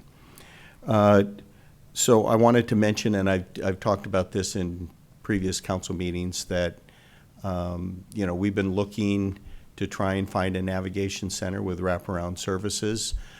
We've primarily been focusing in Councilmember Kim Wynn's district because that's where the overlay district is, and so we've been spending a lot of time there. But to your comments about thinking outside the box, I think we need to look at all of your districts, and if we find a site that is appropriate for a sprung structure or anything else, we may have to do that. And even though it's not in the overlay district, and I know that might not be what everybody wants to hear, but we need to look at every single location that we can. And what I would say we have brokers working with us right now. We're doing our own search, and we're scouring the real estate markets. I would say to all of you, if you have any ideas of vacant lots in your districts, buildings you think that might be workable, myself, Lisa, and her team, we will be looking at those sites immediately. But I think we're also going to stay focused on the overlay district, but we're going to be looking outside into other districts too. So we may be coming to you and saying, hey, we found this location, we may need your support on it, and you may have some concerns, but we may have to think about some of those things. We're looking at a couple other locations right now, and so neither one of them are in Councilmember Wynn's district. So we'll have to see if they're in escrow, if they're out of escrow. But anyway, I wanted to make that point for everybody to think about it. Just a couple other comments. As I mentioned, we're having conversations. We've had some really good conversations with some of our surrounding cities that want to partner with us. Where we've been talking about entering into memorandums of understanding that 2-3 cities might get together and say, hey, we want to be in this together. We want to share in some of the benefits and funding solutions related to this. As I mentioned, I've been in close contact with the county, trying to help secure funding from the county for any funding they can offer us as well. So that's really important. I think one of the things in talking to the chief, we're along East-West City, and the 22 freeway goes along the length of our entire city, and some of our, I'd say a good bit of our homeless issues in the city are, as you all know, are along the 22 freeway. They're along the off-ramps, the on-ramps, and so it presents a specific problem for us, maybe that some other cities don't have quite as bad. And that means we have to partner with the CHP a lot, Caltrans. A lot of times we don't have access to some of those properties to control those. Nevertheless, you know, all of you know we've done a lot of work with our special resources team. We've started mobile mental health. We've done our first permanent supportive housing project, a number of things. But I think the one missing piece of our plan is not having a site for a navigation center. And all of us we thought we were really kind of in where we needed to be with trying to bring forward some solutions for you in that regard, and we were close, but again, we lost out on a property we were looking at. In the meantime, I think we're going to be hearing, I think sometime this week we'll be getting our point in time numbers are coming out. We're going to have to deal with some numbers that we're seeing, and I'll be talking to what I know I'm going to be speaking to the county about is trying to look at really some of our hotspot areas. Councilmember Nguyen mentioned a number of those, and I think there's some opportunities to outreach with the counties, with their outreach and engagement team, and I've suggested that they partner with us, with our police department, Be-Well OC, and other folks to see how we can really attack some key areas. I think we have areas of importance, especially all throughout the city, but I know we have some particular areas down around the 22 and Harbor Boulevard, out on Beach in the 22. We have issues that we have to pay attention down in Little Saigon in the business district, Westminster and Brookhurst, and we're trying to understand, you know, where and how some of those issues. Frankly, we have some facilities, even nearby here, that have been that we have to, you know, work with, that the chief has said are creating some of the problems for us, and so we're trying to deal with that as well. So I do want to mention our housing authority. We secured 117 emergency housing vouchers this year, and I know Councilman Bowie's really involved in working with us on housing authority issues, Section 8 issues. I think we've gotten all of those 117 vouchers out for people that are near homeless. So we've tried to be very aggressive in that regard. And the final thing I'll make, final comment I want to make is related. We talked about this in some of the zoning amendments tonight. We know we have, and Councilmember Nguyen, you mentioned some of the problem motels. You know, we'll have the next round later this fall for Project Home Key money coming down the road, and we're going to do everything we can to try and secure some of that funding to help with some of the motel conversions. So, you know, all the things that you have said are things that are bothering us too. So we know it's an issue. We're trying to make the programs that we have put in place be effective, but there is more that we can do, and we're going to do everything we can to find a site, to do whatever we can. I've talked to the county about you know, use of their sprung structures that they have, similar to what Huntington Beach has done, and if we've got to if we've got to move fast and put up a temporary sprung structure in one of your districts, I might be coming to you, and I'm going to need your support to help us make that happen if we can't find something anywhere else. So those are all the things that are weighing heavily on us. We are particularly irritated and upset that we weren't here tonight with a big project we had spent a lot of time working on, and it was frankly exhausting, and everybody's really tired.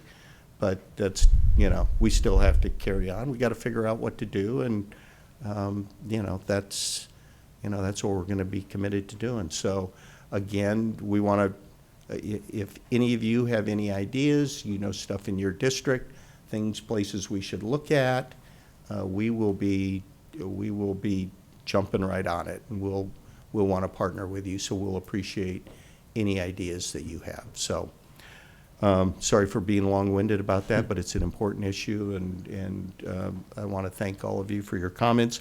One other note that I wanted to mention, we are planning, I think from all of you, July 26th is the city council meeting that we are planning to cancel as part of our normal summer recess in the summer. So for your schedules, I think Pam will be taking that off your calendars, and that second meeting in July we'll plan to cancel. That's all I have, Mr. Mayor. Thank you. Just to piggyback on and maybe reiterate some of what I heard up here tonight is, first and foremost, I genuinely appreciate how much time, effort, energy, work, staff and a lot of us put into trying to make a shelter work, a property acquisition work, and things don't always work in our favor. It's actually two different Plan A's that haven't worked out, one over a soil remediation issue and one over and one over kind of a twisted seller situation that pulled the plug on us. But I think what I heard tonight is, let's really open up the creative dialogue on how we get there from here. We're getting pummeled with this stuff. I mean, we all visibly see it every day. We hear about it from our constituencies. Let's err on the side of action instead of inaction. Temporary or permanent type facilities, church parking lots, PE right-of-way.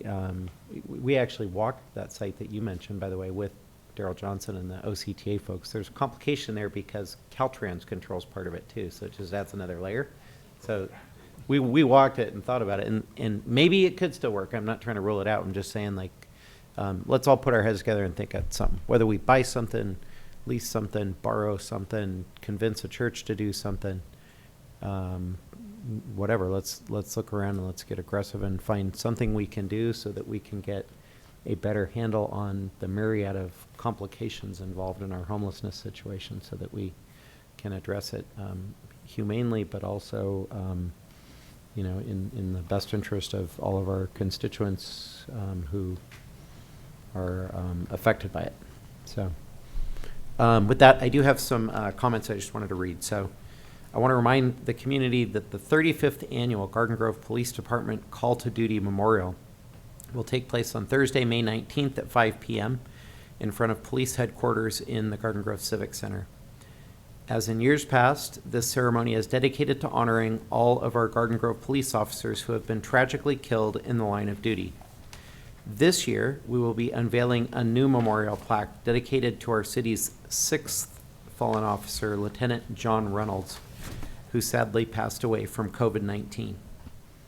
I encourage everyone to come out and show their support for the Garden Grove Police Department and the families of the fallen officers. For more information on this year's event can be found on the city's website at ggcity.org. Thank you for that. And with that, we will stand adjourned. Enjoy the rest of your evening, everyone. Thank you.